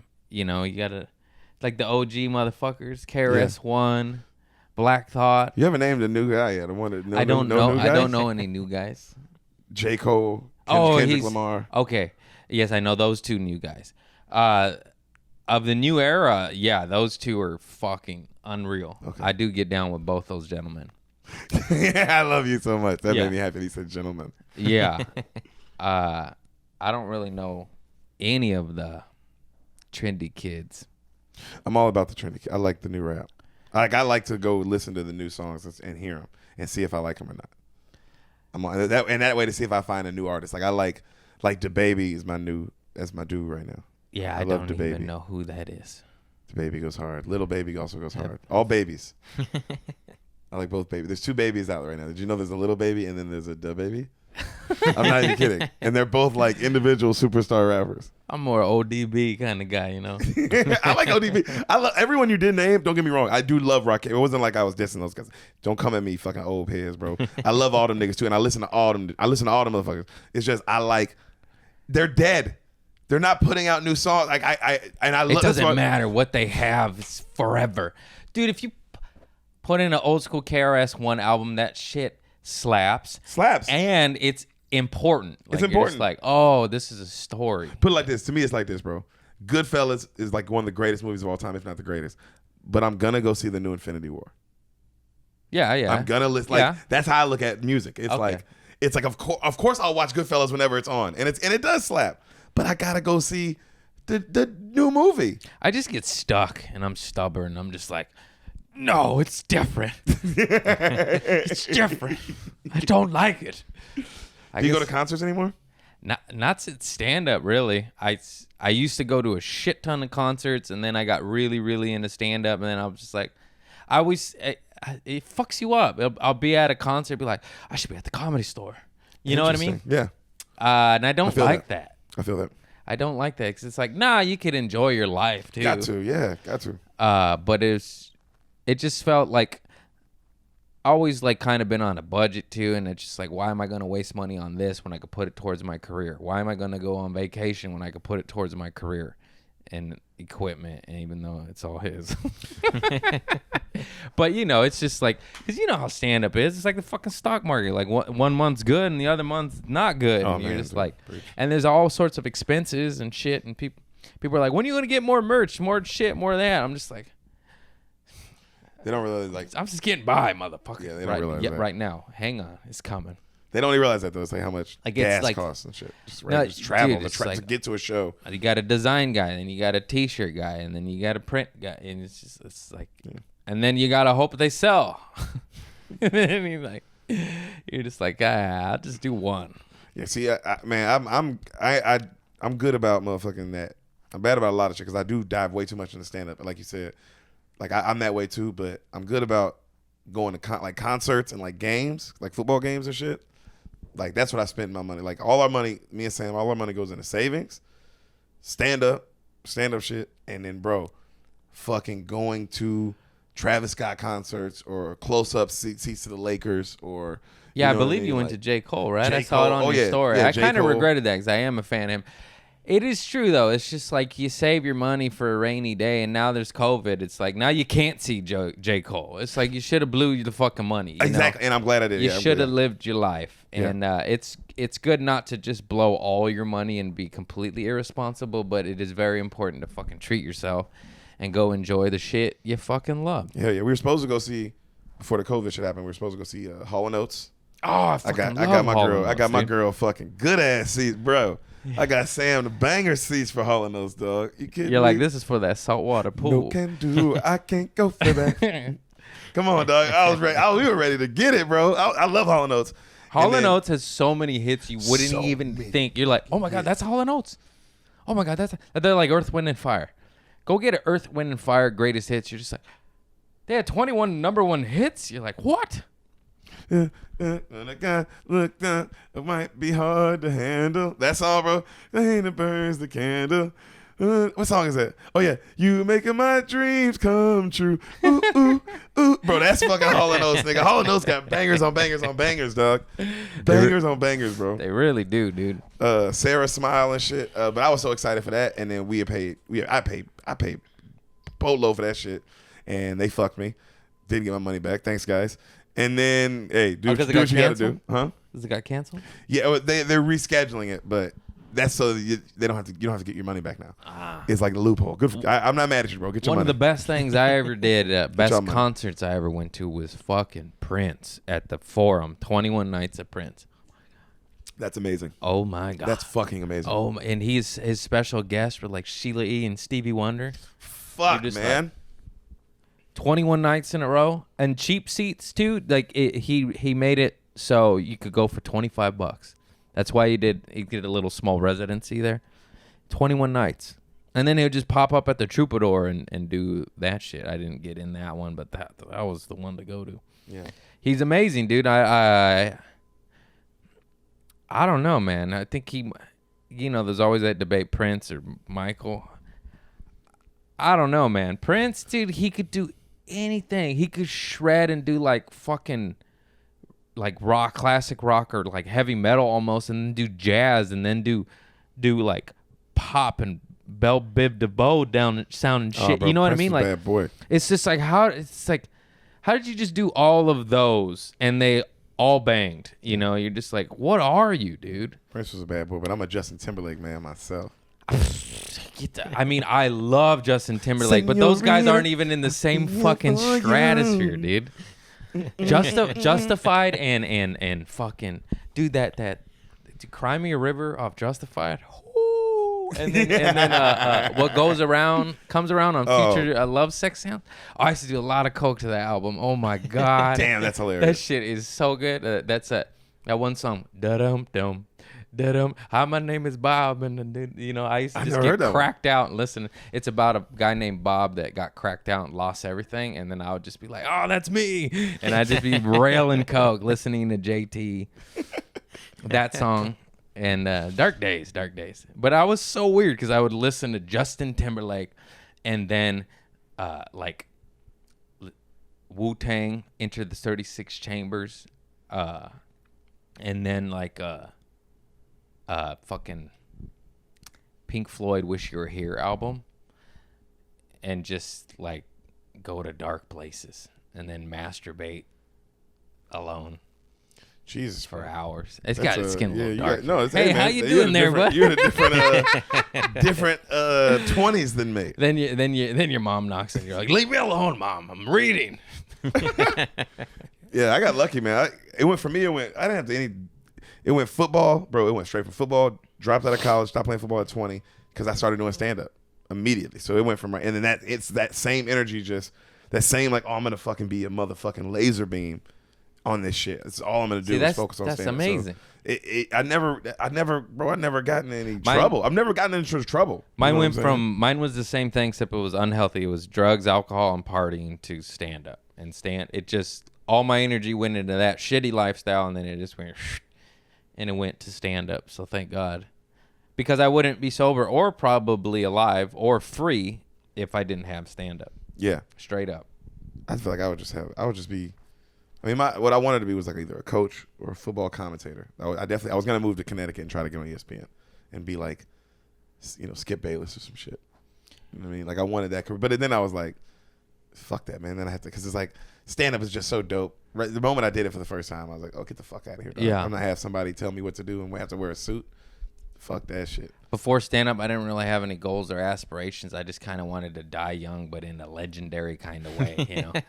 Like with a mortar on your head? Yeah, just like a fucking just shootout or just drugs and a mortar or, just something badass that made the paper, Like, oh, shit, that's crazy. Ah, he was fun. See you later. Craig, you're so crazy. That's so crazy. I wish that wasn't true, but I remember saying that like to people, and they were like, "Why don't you have some goals or dreams, buddy?" I was like, death. I'll go jump off the pier. See you later. Yeah, man, that's crazy. Damn, I've never thought anything like that. Wow. Ehsan, my friend Ehsan, who's the worst comic of all time. Who I do the podcast Spoil the Beans with. Go available on all the platforms. Go listen to Spoil the fucking Beans. Go do it, bro. Me and Ehsan, bro. He's such a bad comic, and he's also like a sad guy. He's told me about he just gets dark, and it's like I just be like, damn, bro, I never mentally, no, nigga. I've never been had those kind of thoughts. Not even like oh, it's bad way. Just in like, damn, what's wrong with me? What psychopath shit is wrong with me, nigga? That I'm like, nah, bro. That's a better way. Dark days are hard, man. It's fucking rough, dude. Yeah. I'm not that way It looks anymore, rough, bro. thankfully, but it is like a struggle mentally. It's just crazy. It's be like, okay, I have a home, I have a car, I have a career, I have fans, I'm doing what I love. Why the fuck do I want off this planet? You know what I mean? It's just crazy. I want to go do what I want to go to the Comedy Store, the Improv, the Factory, and I can't. You can't. You just can't. And then you're like, It just sucks. yeah, it's fucking nuts, man. I have been. We've been. I don't know. At first, it was way harder. At first, it was way harder the first couple months. For sure. You just adapt. You get used to it. Going home was a big thing for me, man. Going home we went home and we went to my girl's parents. Just 2 weeks, bro. A week at my place and a week at my parents' place and a week at her parents' place. That shit was just like, just refreshing. Of just like, oh man, like it's bigger than for me. For me, because I was so wrapped up in the stand-up shit, like just like that, man. And it was like, okay, this is nice to know that like there are people who are having other problems as well. Like it's not just me having. Oh, the whole world's having having problems. It's just, and everything's taken away from almost everybody. Yeah, and it puts it kind of into perspective. Of like, oh damn, mine's isn't that bad. I just don't get to do like what I want to do, but like at least I don't have to work in a nursing home. That would suck ass. Yeah. My mom works in a nursing home. She is the nursing home administrator, and my mom got coronavirus. That's a bad. It's hard to be the boss of the nursing home and have coronavirus. You know what I'm saying? But she's got to figure that shit out. She got better and do though, it. right? And has the Well, antibodies. she's like going through it now. Like she's quarantining and all that now. But it's like I'd much rather be like, oh well, I'd much rather just be like, oh, I can't get up, like because I know stand up will come back. Like it'll always come back. It'll never die because it's like it was invented when motherfuckers was just around a campfire and there was one motherfucker telling a story. Yeah. Like so, it's like you can't kill something that people have been doing since Kate. Say it's just in their blood. And to it's do something that the people will always want. Like everybody always wants to laugh. People want to laugh. People And a want to good listen to storyteller. somebody talk. Yeah, people Yeah. just love that shit. So especially if somebody's good at talking, so that's why it's like that shit'll never die. So that's why it's like, well, at least we know our profession will come back. Like it will come back. It's like a boom shit. It's like, bro, the COVID was the boom. We were in a boom. I think stand up was in a boom. And then COVID said, "No, you're not. Give me a throat." See you later." Yep, Red Wedding. Game of Thrones shit on that. COVID red wedding the world, man. You know when I knew stand up was over? This is when I know. This is my opinion. This is when I knew that like, oh, something bad's about to happen and kill this like this hot. Everybody's in the stand up shit right now. When Netflix dropped the 100 comedians of the world shit, they dropped like 100 specials from 100 different comedians in one day. I was like, oh, bro, this shit's about to explode. The bubbles. That's because now you're saying a special means nothing. 100 specials in a day means like, well, what's a special? What is it? What's a special? What does it even mean now? What are we saying a comedy special is? Are we saying it's just content? You know what I'm saying? Because that's what we're saying. And if we're saying stand-up comedy is not this special art form and it's just content, you know what I mean? Like Yeah, they did kind of oversaturate the market. I mean, as much was as I already would love one. Yeah, I would love one too. Don't get me wrong. I'm not shitting on them. I would love one too. But I would really- do one in a heartbeat. I'm not shitting on the comics who did it. I'm shitting on like when I saw that happen, it was like, oh damn, bro. They already do 1 million specials, but now 100 in a day. It's like this isn't gonna last forever. This is gonna explode. Like this is gonna just like when because it used to be they were giving everybody sitcoms. You know what I mean? And then the stand-up bubble burst in the 90s. Yeah, Netflix, I believe, released a special a week on top of the little small, like 15-minute ones, 30-minute, like the Degenerates, the stand-ups, the fucking stand-ups of the world, and then you have Showtime, HBO, Amazon, who it's just like, guys. It's a lot. As much as I want one, it's so watered down now, and as much as so many of them deserve them, it's just like, remember when a special was a special and it was just Chris Rock? It was like 1 or 2 a year. The special was special. Yep. That's why I think now the game is now completely going to be internet. Drop your own clips and drop your special on YouTube. Like market your own shit, drop it on YouTube. Bro. Andrew Schultz changed the game. And then Mark Norman just followed him, and his special Sam Morril. Like there's like people are doing it like that way. And I believe Zoltan did it too. Our friend Zoltan did that. He's got a lot of views on his. Hannibal Buress just dropped his on YouTube. Yep. I did not know that. Yeah. So it's like I think that is the way. Fahim's is on YouTube. Fahim's was originally on CISO. Yeah.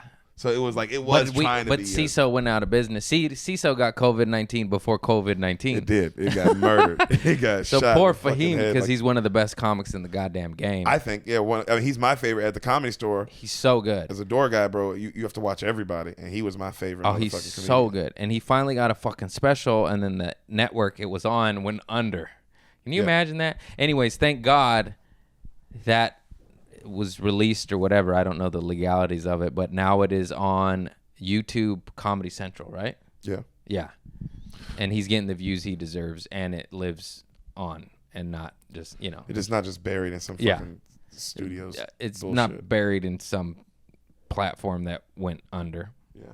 So, but I think the new game is definitely going to be like, that's what I want to do. Like the moment stand-up gets back, it's like, oh, bro, that was my plan anyway, bro, was to finish the tour with Brendan Schaub. Because my man was taking me everywhere. It was like we were already going everywhere, and then we were supposed to go to Europe and then do a whole other theater like tour in the U.S. So it was like, oh damn, it was gonna be like the whole rest of the year pretty much. And then and then this happened, and so it's like fuck. Because my plan was to do all that and then tape it, headline somewhere on my own. 2 shows one night, tape both of them, drop my own special on YouTube on my own. And I'm still going to. If you're featuring and getting 20, 30, you could just hire a crew to come to one of the theater shows. I wanted my own hour in a club. Also, I don't want it in one of the theaters. I would want it. To me, bro, your first special should be where you're most comfortable, and I'm most comfortable in a club. When I do more, I feel like all the best comics, they fuck up because they all do their early specials in a theater, and it's like, bro, you're not a theater. Like, you don't do theaters all the time. You do clubs. I did notice that. I want Kevin Hart to go back. It's like, Kevin, we've seen 4 arena special. Can you do an intimate comedy club? Or how about a small theater? You know what I mean? How cool would it be to see a Kevin Hart special at the Comedy Store in the main room or at Largo or some shit? Dude, when I saw his newest one, Irresponsible, which I liked it, but it was good on Netflix. It was really good because he's one of the best alive. But man, when I saw him work that shit out in the main room at the Comedy Store, I saw both the shows because I was working that night. I saw God damn, bro. I would love to see him do it in the main room because it was, bro. Talk about it was fun. It was so much funnier. Cooler. It was so much funnier. He was so in the moment. He was so, and not that he's not in the moment, but it was so just. The room was with him, man. Because everybody was next to him. Not that I've ever done an arena, but there's no connection. You're just performing your act. If you're in a small comedy club, there's an absolute connection, and you're one with the audience, and it's an ebb and flow, as opposed to a fucking. Although I would love to do an arena. I mean, I'd love to do an arena too. But that's not what we're talking about, because it's like, even like I've heard the big comics say, like, oh, I mean, they prefer the belly room. They prefer the OR. Yeah. over anything I've in heard the Rogan world. say that. Denver Comedy Works. They prefer. Yeah. You know what I mean? There's all these clubs, especially now that I've been to like Zany's National. I've been to all these clubs now, and now that I know firsthand, like, oh, bro, yeah, my first special, I would have loved to film it at Zany's Nashville. That was one of my favorites. But I mean, Denver Comedy Works, Philly Helium, Portland Helium. I've never done any of so these many great fucking clubs. I mean, that was because I got lucky. Yet. I got lucky, bro. I was a door guy at the Comedy Store, and then that put me in the right spot. You didn't get lucky. You did it right. You did it right. You're a good dude and a good comic, and you knew where to go, and you made the right steps. A lot of people would say I'm an asshole too. And those people that say you're goddamn right, you bitch. No, you're not an asshole. The only persons that think you're an asshole are not funny, and they bombed. Oh, yeah. And they didn't get booked. That is true. Yeah. Or I was mean to you at the Comedy Store, and it's like, hey, bro, I'm a door guy, minimum wage, and you're in a place you shouldn't be. You know what I mean? A lot of people took this, like, especially like, but that was the hardest part of being a door guy, was getting into it with comics that you homies with, but they're like, oh, bro, let me go up to roast battle, or let me do this. And it's like, no, bro, get the fuck out of here. You're like, it's at capacity. The fire marshal's already been here once. I can't. And they're like, oh, you're not gonna let me. And then me? they get mad at you. And it's like, oh, but I just saw you just let homeboy, you just let Deion Cole. And it's like, because you're not fucking Deion Cole, are you? Do you have a Netflix special and a sitcom and a movie out right now? Then shut the fuck up. Also, yeah, it's like, and just like I hate when people, it's like, you at the Comedy Store, you know what it is. You know what it is, bro. This shit is hierarchy. Top down. You know what I'm saying, bro? Play the game. You know what I mean? Like, don't act like, oh, but I'm don't nobody give a fuck what you are, where you're from, or whatever club you're at. This is a different place. This is a different place. Respect the rules here. And I don't like the people who bitch about the Comedy Store because they didn't get in. The building didn't like you. You know how sometimes people don't like you? You weren't liked. You can't blame it on like, oh, it's a club. It's this kind of club. Yeah, it's a club. It's literally called a comedy club. Yeah, it's a club. It's literally a club. Why wouldn't there be a club within the club? Club of the best of the best. It's the best of the motherfucking best, bro. And either you fit in or you don't. And period. I never understood, or I always disliked individuals like that. It's like, yeah, I'm clicked up. I've been hanging out there for years. But I've been told to leave certain areas because I get it. Get it. It's just like, oh shit. Just know your role. It's like you're not there yet. If you're not, if they're not part of your posse or whatever, it's just like that. Dave Chappelle wants a private green room. Get the fuck out the green room. Get the fuck out the He's green the room. GOAT, okay? It doesn't matter if you're on the show. Bye, bitch. Yeah, it's like, oh, bro, get out of here. Not that he would ever do that. I'm just using that as an example, but it's just like it's because I was chilling in the green room and he was the nicest dude ever. So that was He's a the bad best. example. Yeah. He didn't kick me out. No, all the but I'm top just using comics, that as an example. It's just like just say, oh, okay. That's it. So, bro, that's such a good point. Oh, too. Martin Lawrence is rolling up with his bodyguard. Can you leave this area? You're going to get mad about that? No. Just respect the game. Just get out of the way. When you get a bodyguard, I'll kick that next guy out. Go get a bodyguard, and I'll shut my fucking Go to mouth. Big Mama's house, too. Yeah. Go be a star in 20 films and gross $800 million. And also be one of the best comics and most respected comedian. Respect. Like, what I love about the Comedy Store, bro, is you don't have to be famous. Like, nigga, I walk around that bitch. And I'm not Dave Chappelle, anybody, but I walk around there and I'm not like, oh, nervous because it's like, oh, it's if you're a good comic, bro, and if you're chill, everybody's cool. That's why it's like, people love to ask like, oh man, how's Joe Rogan, or oh man, how's Whitney Comics, or how's this comic, or how whoever their favorite comic is, bro, and it's like, bro, that nigga's cool as shit. That motherfucker's cool as fuck, and that's why they're that person. It's because they're cool to this, like, in this world of comics. Yeah. It's one in a blue moon where a comic is asshole to other comics. That's one in a blue moon, man. It does happen. The shit happens. The shit fucking happens. But it's once in a blue moon, bro. But like that person will eventually ostracize himself from the community because it is a community. Yeah, they will. You know what I'm saying? You can only be an asshole for so long. Bro. If you're an asshole to too many people, it's like. And even if you are famous or whatever, your fame will run out, and the rest of the community is like, oh, we were cool with you because you were famous, but whatever, like. You know who they are. I've seen other famous fucks see certain famous fucks on the lineup be like, oh man, like they don't want to do the show anymore. But that shit's hilarious. When you see They're not gonna famous comic be shit on vocal another about it and be like, fuck this guy, I'm out. But it's just like, you can see it. And if it's a friend, they're like, oh sweet, fucking Tom Green's on it. I love him, or whatever. Oh, I love that was my favorite thing being a door guy, bro. Is in parking cars and just being in the right place, right time. You'll hear some famous motherfucking shit on another famous fucker. You're like, get the fuck out of here. You have no idea. They don't like him. But they were in a movie together. But you also, but like not on some like, oh, they like think he's an asshole. They just like, bro, that motherfucker's a hack. That motherfucker's trash. And you're like, I also think he's trash. It's good to know that a real comic agrees. You know, like that's why I love the Comedy Store, because it's like the club is about comedy, bro. The club is about stand up, fool. And you either cool or you either a good comic. You're either a really strong comic or you're not. And not every comic at the Comedy Store is a strong comic. That's obviously not what I'm saying. They're obviously, but they were cool with everybody. You can be cool with everybody, but the people who aren't in, it's like, nigga, you were either not funny enough, or you weren't cool. Or you're and annoying. That's why you're not in. You're annoying and you're the pesky Pete, and then everyone goes, ooh. But let me do. I just realized something. It's the first time I'm stepping up as an interviewee on my own fucking podcast. What was the coolest moment when you were working as a door guy or performing at the Comedy Store? Like, I know you've seen some shit. Like, what was like a crazy moment or like just cool? Just like you're like, oh fuck, I'm glad to be here tonight. God, it's so many right through my head. Like, I mean, the say a few of the them, interactions I had with Dave Chappelle have been amazing. Nicest dude ever. He's the nicest GOAT. dude ever. He bumped me once, but it was one of the best experiences of my life. He bumped me in the belly room, and there was two people about to go up. Matt, Daddy Lockwood, another door guy of mine, a friend of mine, really good dude, one of my best friends. He's bringing up, and he doesn't know who he is. He's my worst guest on here. Oh, he sucks. That guy, the guy you hated the most love on this him podcast. though. I love him. He's one of my best friends. buds. I love that guy. He's so funny. He's up, and he doesn't know Dave Chappelle's in the room watching him. He has no idea. I'm next. So I'm like, bro, come on, fucking, let's go.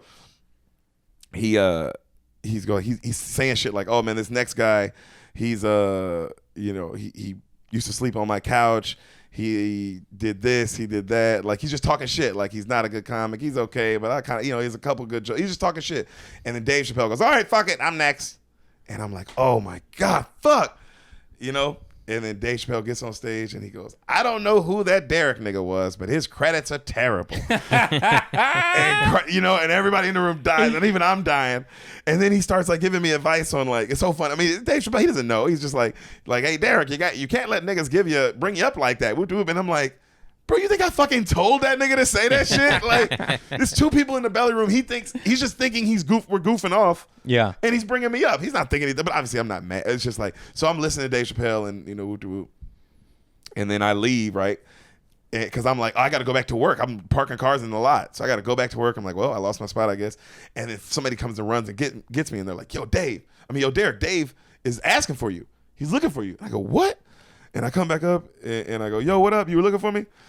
I go, what up, Dave? You looking for me? He goes, damn, wait, are you black? I go, yeah, nigga. And he goes, damn, nigga, well, if I'd have known that, I'd have let you go on stage. Shit.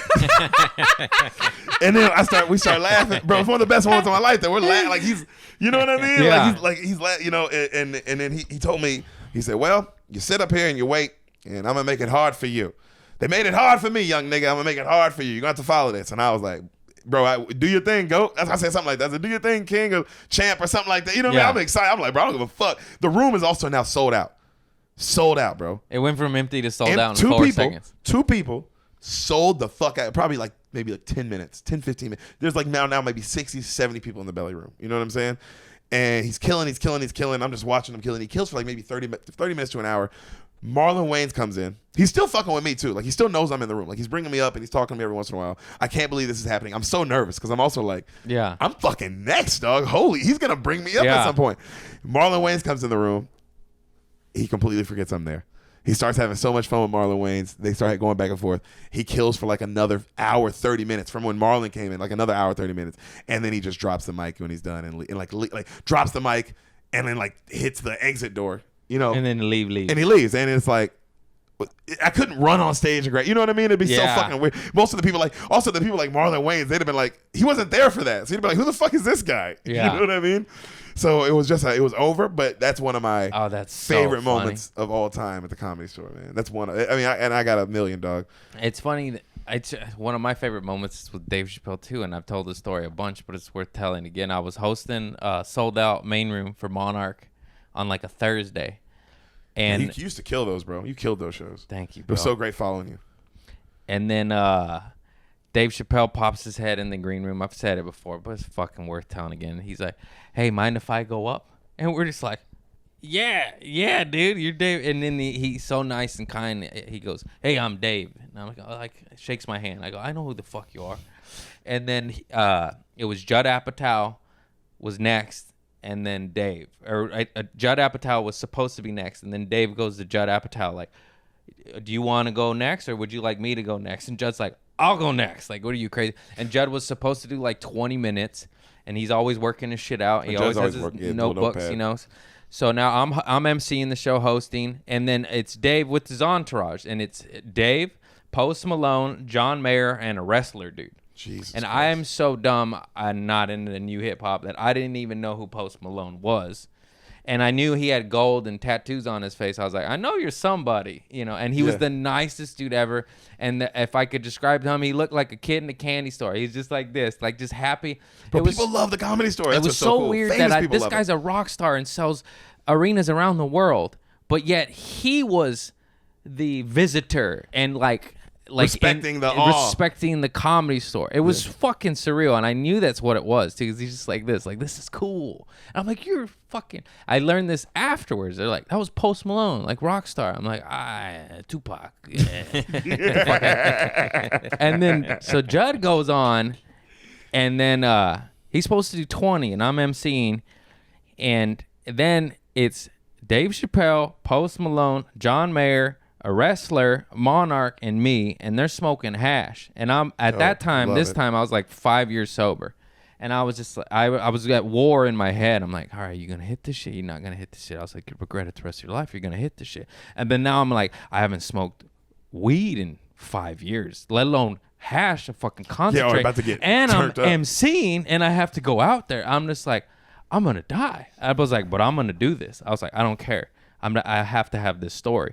And then so the hash is getting passed around. I swear to God, like from a fucking movie, right as it's approaching me, I'm just like, and then Judd doesn't bail. He just does like 8-10 minutes. He does a short set because he knows Dave. He knows he's trying Dave's he's trying to respect. Yeah. He's the just goat. he did what he was working on. He gets off, and I just run out there. I'm like, oh shit! I got saved by the bell. I got saved by Judd Apatow, literally. I run out there.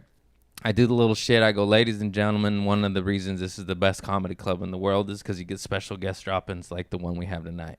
I was like, please, fucking whatever, make it loud for Dave Chappelle. Instant standing ovation. I've never seen anything like that. Instant standing before he did anything. Just And then Dave's in the green room smoking fucking hash, and he doesn't come out. And what was maybe 20 to 40 seconds, but felt like 14 hours, dude. Oh, I bet. Oh, Especially for MC. I was just like this, like I was like, no, he's here. I swear to God, like I'm now like bargaining with them. They get like weird and then angry and then sit back down. He takes long enough for them to sit back down, and then finally he comes back out, and then instant another standing ovation. I was like, I fucking told you. I was just like, oh my God. Yo, he's the GOAT, bro. He's the shit, dude. God, he's the fucking GOAT, man. That's one of my cooler stories. I saw the night, this was on the Instagram, but I was working the OR the night the Chris Rock and Dave Chappelle popped in back to back. But this was when I just loved it because Chris Rock brought him up like this, and I'll never forget it. So he goes up and he does like 45, Chris Rock, murders. And I mean fucking murders, bro. And he goes, all right, that's my time, Chris Rock. And he's like, now this next comic is the only comic, this next comic is better than me. There's only one comic better than me, though. I want y'all to know that. Only one. Dave Chappelle. And the crowd's like, ah! And then Dave did 30. Standing ovation, one of the hardest kills I've ever seen still to this day. Standing ovation, drops the mic, and then Rick Ingram had to go get the mic and just bomb. And that was hilarious. Yeah, good luck. I had to watch Rick. And Rick Ingram's one of my favorites, dog. He's the Comedy Store. Good. He's a Comedy Store legend. But man, that was great watching him eat, bro. That shit. He had to try to get them just to turn around because they were like not only clapping for Dave, but like following him with their clap, like turning as he went to the back of the room. Just in the show. Oh God, bro. Chris Rock, Dave Chappelle, just call it quits. Well, he popped up when think about this. They popped in when Rick Ingram was going up. Rick gets good time spots. Yeah. So it was like, the show was like, it was over. It was fun. But I'll never forget. But I love the comics who fucking stay and go up after that shit, bro, and take on that pressure. Because I've seen a lot of guys go up after Dave and fucking not get it done. You know what I'm saying? I've seen motherfuckers follow Dave and kill it, too. So, yeah. That's what makes that dope. But, God, the Comedy Store, I'm trying to think of some other, like, I've remember one time Adam Sandler pulled on the lot and I got to chop it up with him. Parking the cars was the one thing because I got to chop it up with everybody. Name any motherfucking big comic and I got to like park in their car and chop it up, bro. Like chopped it up with Adam Sandler, chopped it up with motherfucking, of course Joe Rogan a million times, and then but like Usher and J. Cole and oh my God, I had a long conversation with J. Cole one night when he pulled in the parking lot. Dr. Dre. Dr. Dre. I just took a picture of him, but man, that was fucking dope. Yeah, one of the coolest moments was at the Improv. Was Adam Sandler dropped into the lab. For those of you that don't know, the Improv has the main room, which is dope and is fire. Then they have the lab, which is a possessed, horrible, void black hole that no one gets any laughs ever in. And I mean, the best comics in the world. I don't know what is that. It's cursed. It's fucking cursed. Place. Anyways, I probably have told the story, but it's worth telling again. Adam Sandler drops in, same shit like Dave Chappelle. Like, there's always the nicest dude. Hey, mind if I go up? And we're like, yeah, bro. Like, you're fucking Adam Sandler. Like, you don't need to ask. Anyways, he goes up and he's just running new bits. He wrote down like on a napkin and he's just doing it in the middle of a fucking joke.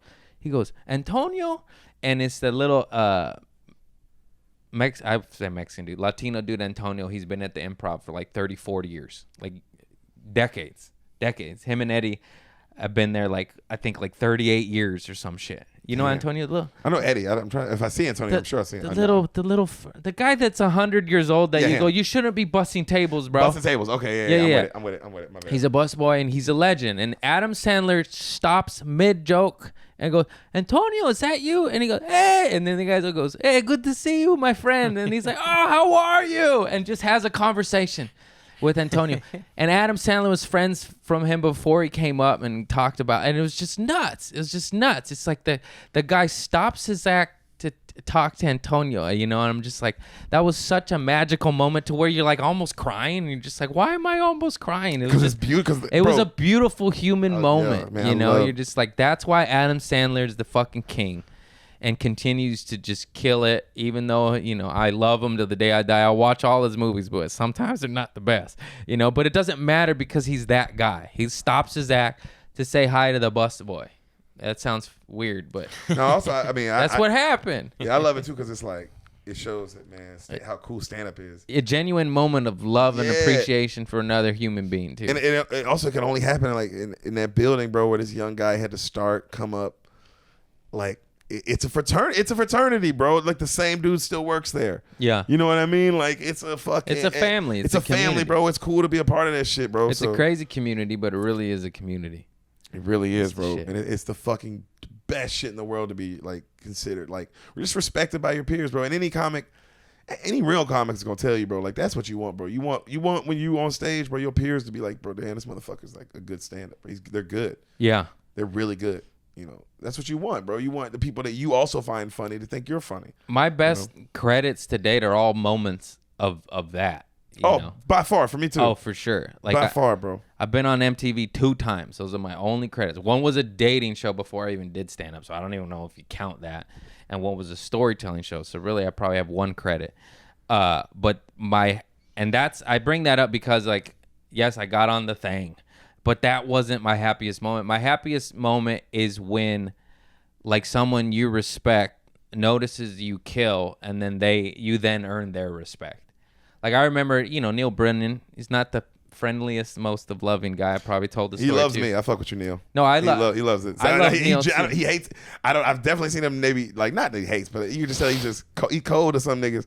But he fucks with me, so I do. Yeah, I have always fucked with Neil Brennan. But I hosted the Improv, and it was a tough room, and I got an applaud break, and he's like, brought me aside, shook my hand, and said, "I'd never seen you go up before. You're really funny, dude." And I was like, that was it, And then the next time I've told the story too, but it was Bill Burr.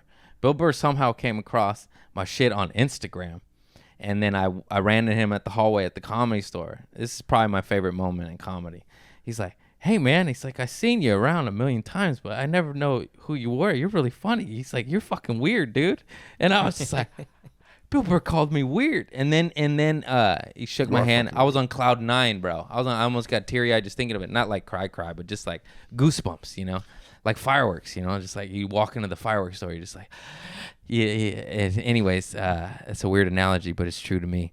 And then the next time he pulled in the Comedy Store and he honked at me and he's like, "Hey, dude, hey," he's like, "How you been?" And I'm like, "He's fucking Bill Burr, dude." Like, it's just so weird. And then I told him like, "This is surreal." I was like, "I've been watching you for 10 years, bro." He's like, "I'm an old fuck." He's like, "I showed my wife your stuff," and I was just like, "What is happening?" It's the best, dude. It's the coolest. Those are my favorite moments. More so than MTV, I think more so than JFL, maybe. Those are my only credits, really. And then, it's just a Bill Burr moment of him going, "You're fucking weird," And I was like, like my life's made, bro. Credit. That's all it took. That's why people love you, bro. The GOAT to call me one of the GOATs, one of the best in the game right now, to call me a fucking weirdo. I'm just like, like, just thank you. Thank But you. you're genuinely you, bro. That's what people love about you, dog, is you are you. You know what I mean? And people fucking see that shit. And it just connects. It connects. That's what I mean. Even on stage, bro, that shit, you connect with people. Like, you get harder. You're not getting just laughs, bro. You get motherfucking belly laughs, bro. I've watched you when you kill, dog. You get motherfucking people laugh from their fucking ball sacks and their uteruses. You know what I mean? Like, people are like, you make people fucking like viscerally laugh, bro. So that shit. But that's different. A lot of stand-ups can't do that. A lot of stand-ups can just like, they can write a joke and that's it, bro. But they don't know how to motherfucking make a motherfucker laugh like from the asshole. You know what I mean? Like that kind of laugh. They just know how to make a motherfucker kind of go like, ha ha ha. Like that. That was Thank you, buddy. clever, But I love Neil. Neil's the best, bro. I remember one time I sent him one of our sketches because we do sketches and shit. I sent him one of our sketches, I was like, "Hey Neil, I think this sketch is really funny. I'd love to know what you think. I think you're one of the GOATs, and like especially when it comes to sketch comedy. If you don't know who Neil Brennan is, he co-created and wrote Chappelle Show with Dave Chappelle. Yeah, you should know who. So you should. There you go. There you go. You know what I mean? Yeah. And he goes. He comes up to me one day. I sent it to him on DM on Instagram, and he came up to me one day as I'm parking cars in the lot, and he said, "I got your Instagram. You really want me to watch your sketch?" I go, "Yeah." He goes, I wrote." He said, "I co-created Chappelle Show, right?" And I went. That's a Neil Brennan thing to say. That's what I mean. Like, he's not. I didn't know how to know. This is what I said. I said, "Yeah, nigga, that's why I sent it to you." That's why I didn't send it to my mom. I sent it to you're the guy who knows sketch comedy. And he was like, "I'll watch it." Right. And then like 3 weeks later, he came to me. He was like, this when I was like, "This nigga's an asshole." He said, he came to me one day, 3 weeks later, he parks his car, and then he gets out and he goes, "I haven't watched your sketch yet." And then he keeps walking.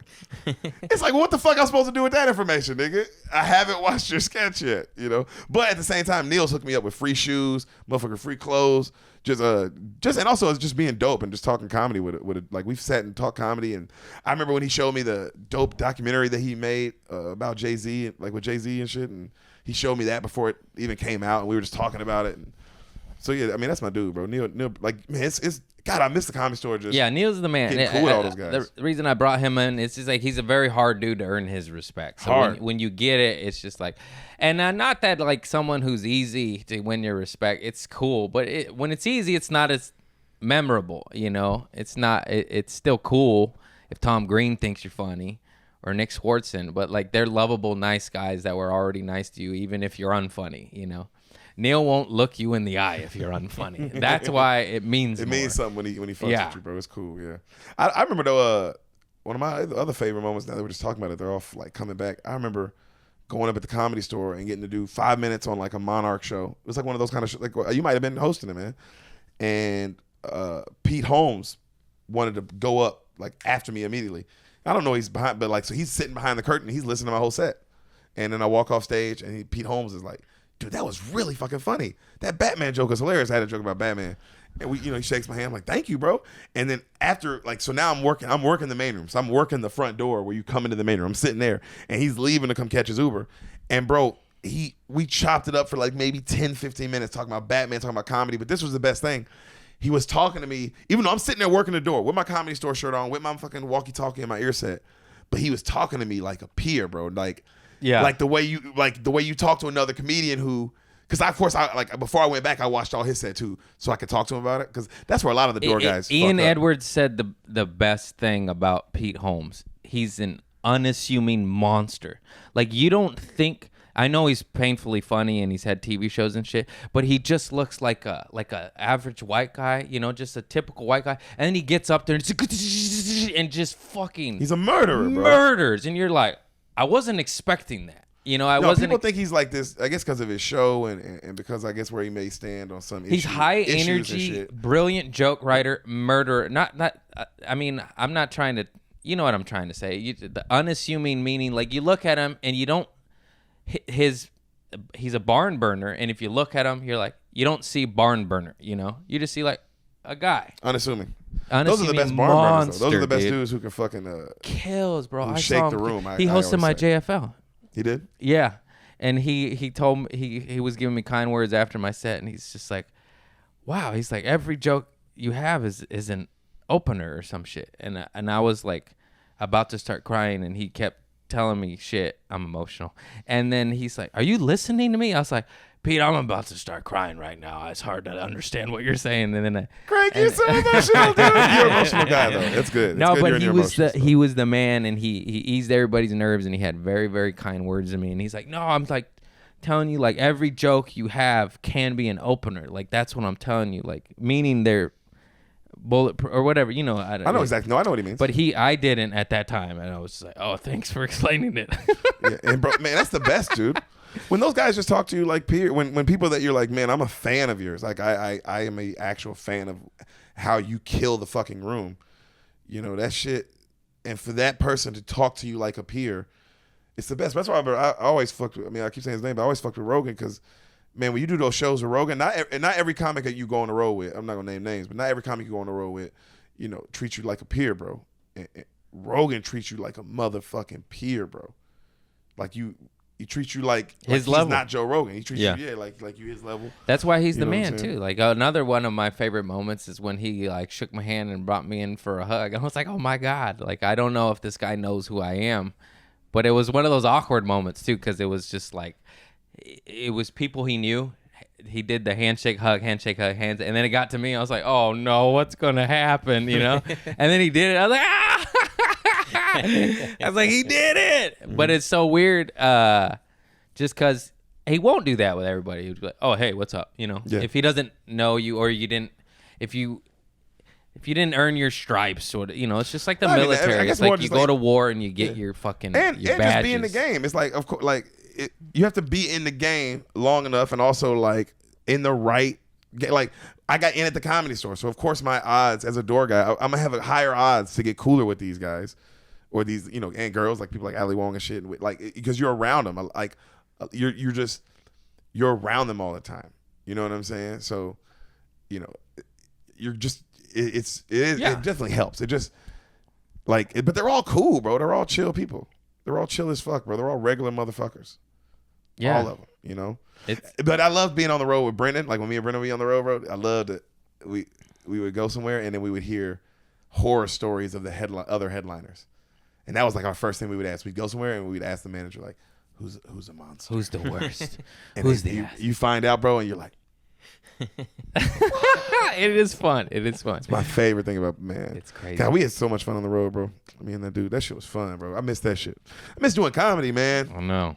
I just miss that shit, dog. We'll wrap this shit up. I'm about to piss my goddamn pants. Hey, how long we been going? Hour 47. Oh my God. It's a fun conversation, man. I could go for another 2 hours, bro. This shit is super fun. I love dude. you, man. I love you too, I brother. love this guy. So at the end of it, we always you got a good doo-doo story, a good poopa to the pants, the diarrhea down your leg on a hot date or something. That's so fun. I've told this on Spoil the Beans. Go check it out. Nice. But I'll tell it here as well.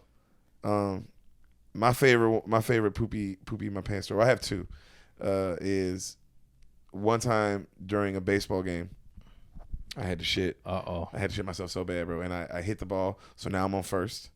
It's just a single. And I got to shit myself, bro. Oh, no. And it took forever. It's never taken so long to get around the bases.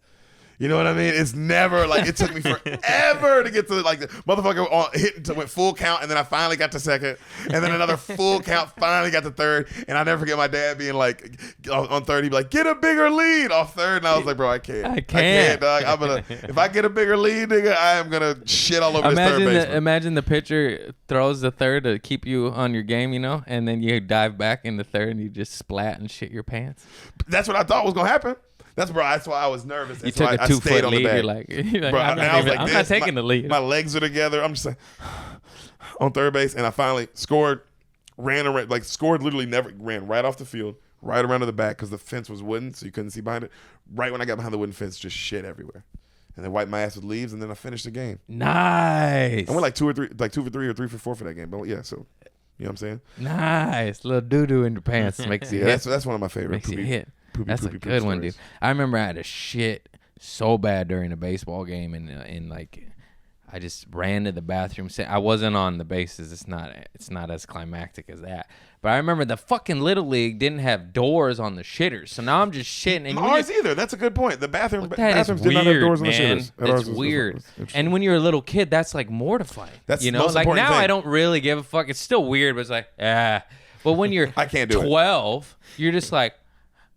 You know, it's like it's weird. Like you can shit right now without a door. Like you could just shit. Like if the way that door is open, you could just a toilet. If I had you to could go, be shitting. it would be weird, but it's astronomically more weird when you're in that age because you're embarrassed. And then I was like, I'm under diarrhea. I have to shit. And then my coach walks in to take a piss, and then he makes eye contact with me, but he was cool and funny about it. He's like, oh. And he was like, "Oh man, don't you hate it when they don't have doors on the stalls?" I was like, "Yeah, dude." And then he takes a piss and leaves. Good guy. Yeah, and that was just a funny moment. I was like, Jesus. Yeah, bro, you're a confident pooper. I know. I just had to poop. Like I'm obviously it's not my first choice. I'm just saying now I would still do it. But at that age, I contemplated like shitting my pants over doing it because it was so embarrassing because you're 12 or 13 and adolescent shit. What was your next poop? What? I was gonna say, do you and your girl, you guys poop around each other yet? Are you there yet? I do. She doesn't. She won't poop around you? No. I watch my girl shit. Oh, you think I'm weird? That's weird. Too far. I watch her shit. Too far.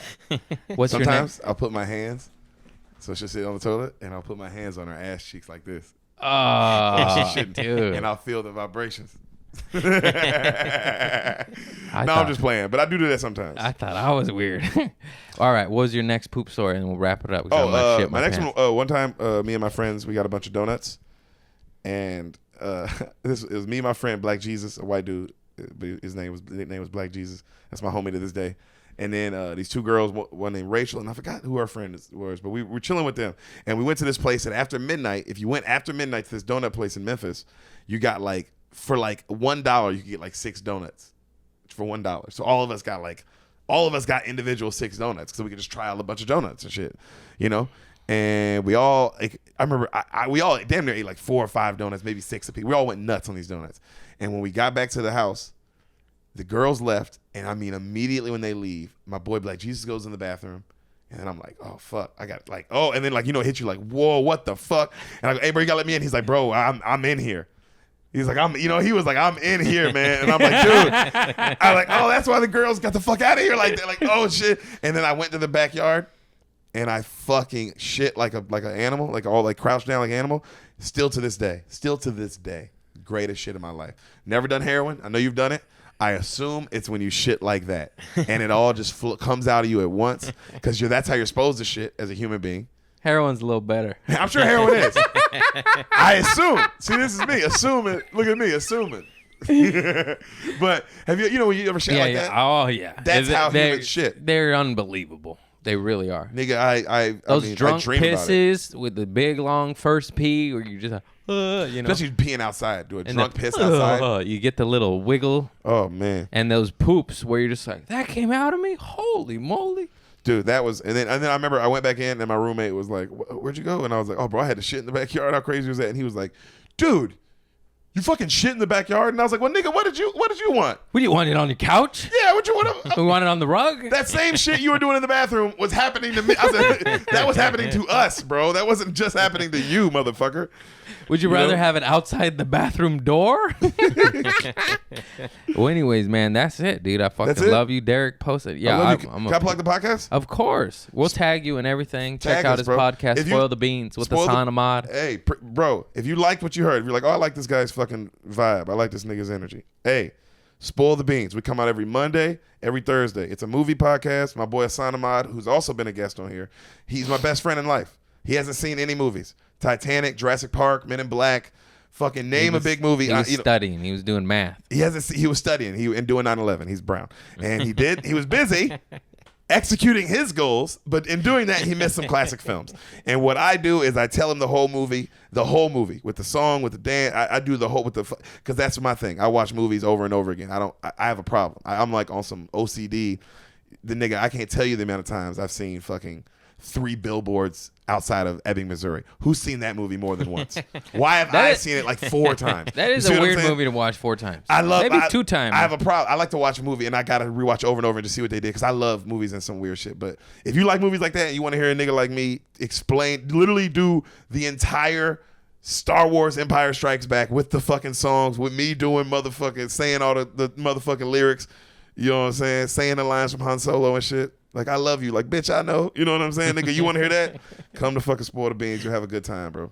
You know what I'm saying? It's a good-ass time. Check out his stand-up, sketches, podcast. Oh, yeah. Follow me on Instagram. I'm a pee-pee. I love you all. Thank you. I love you.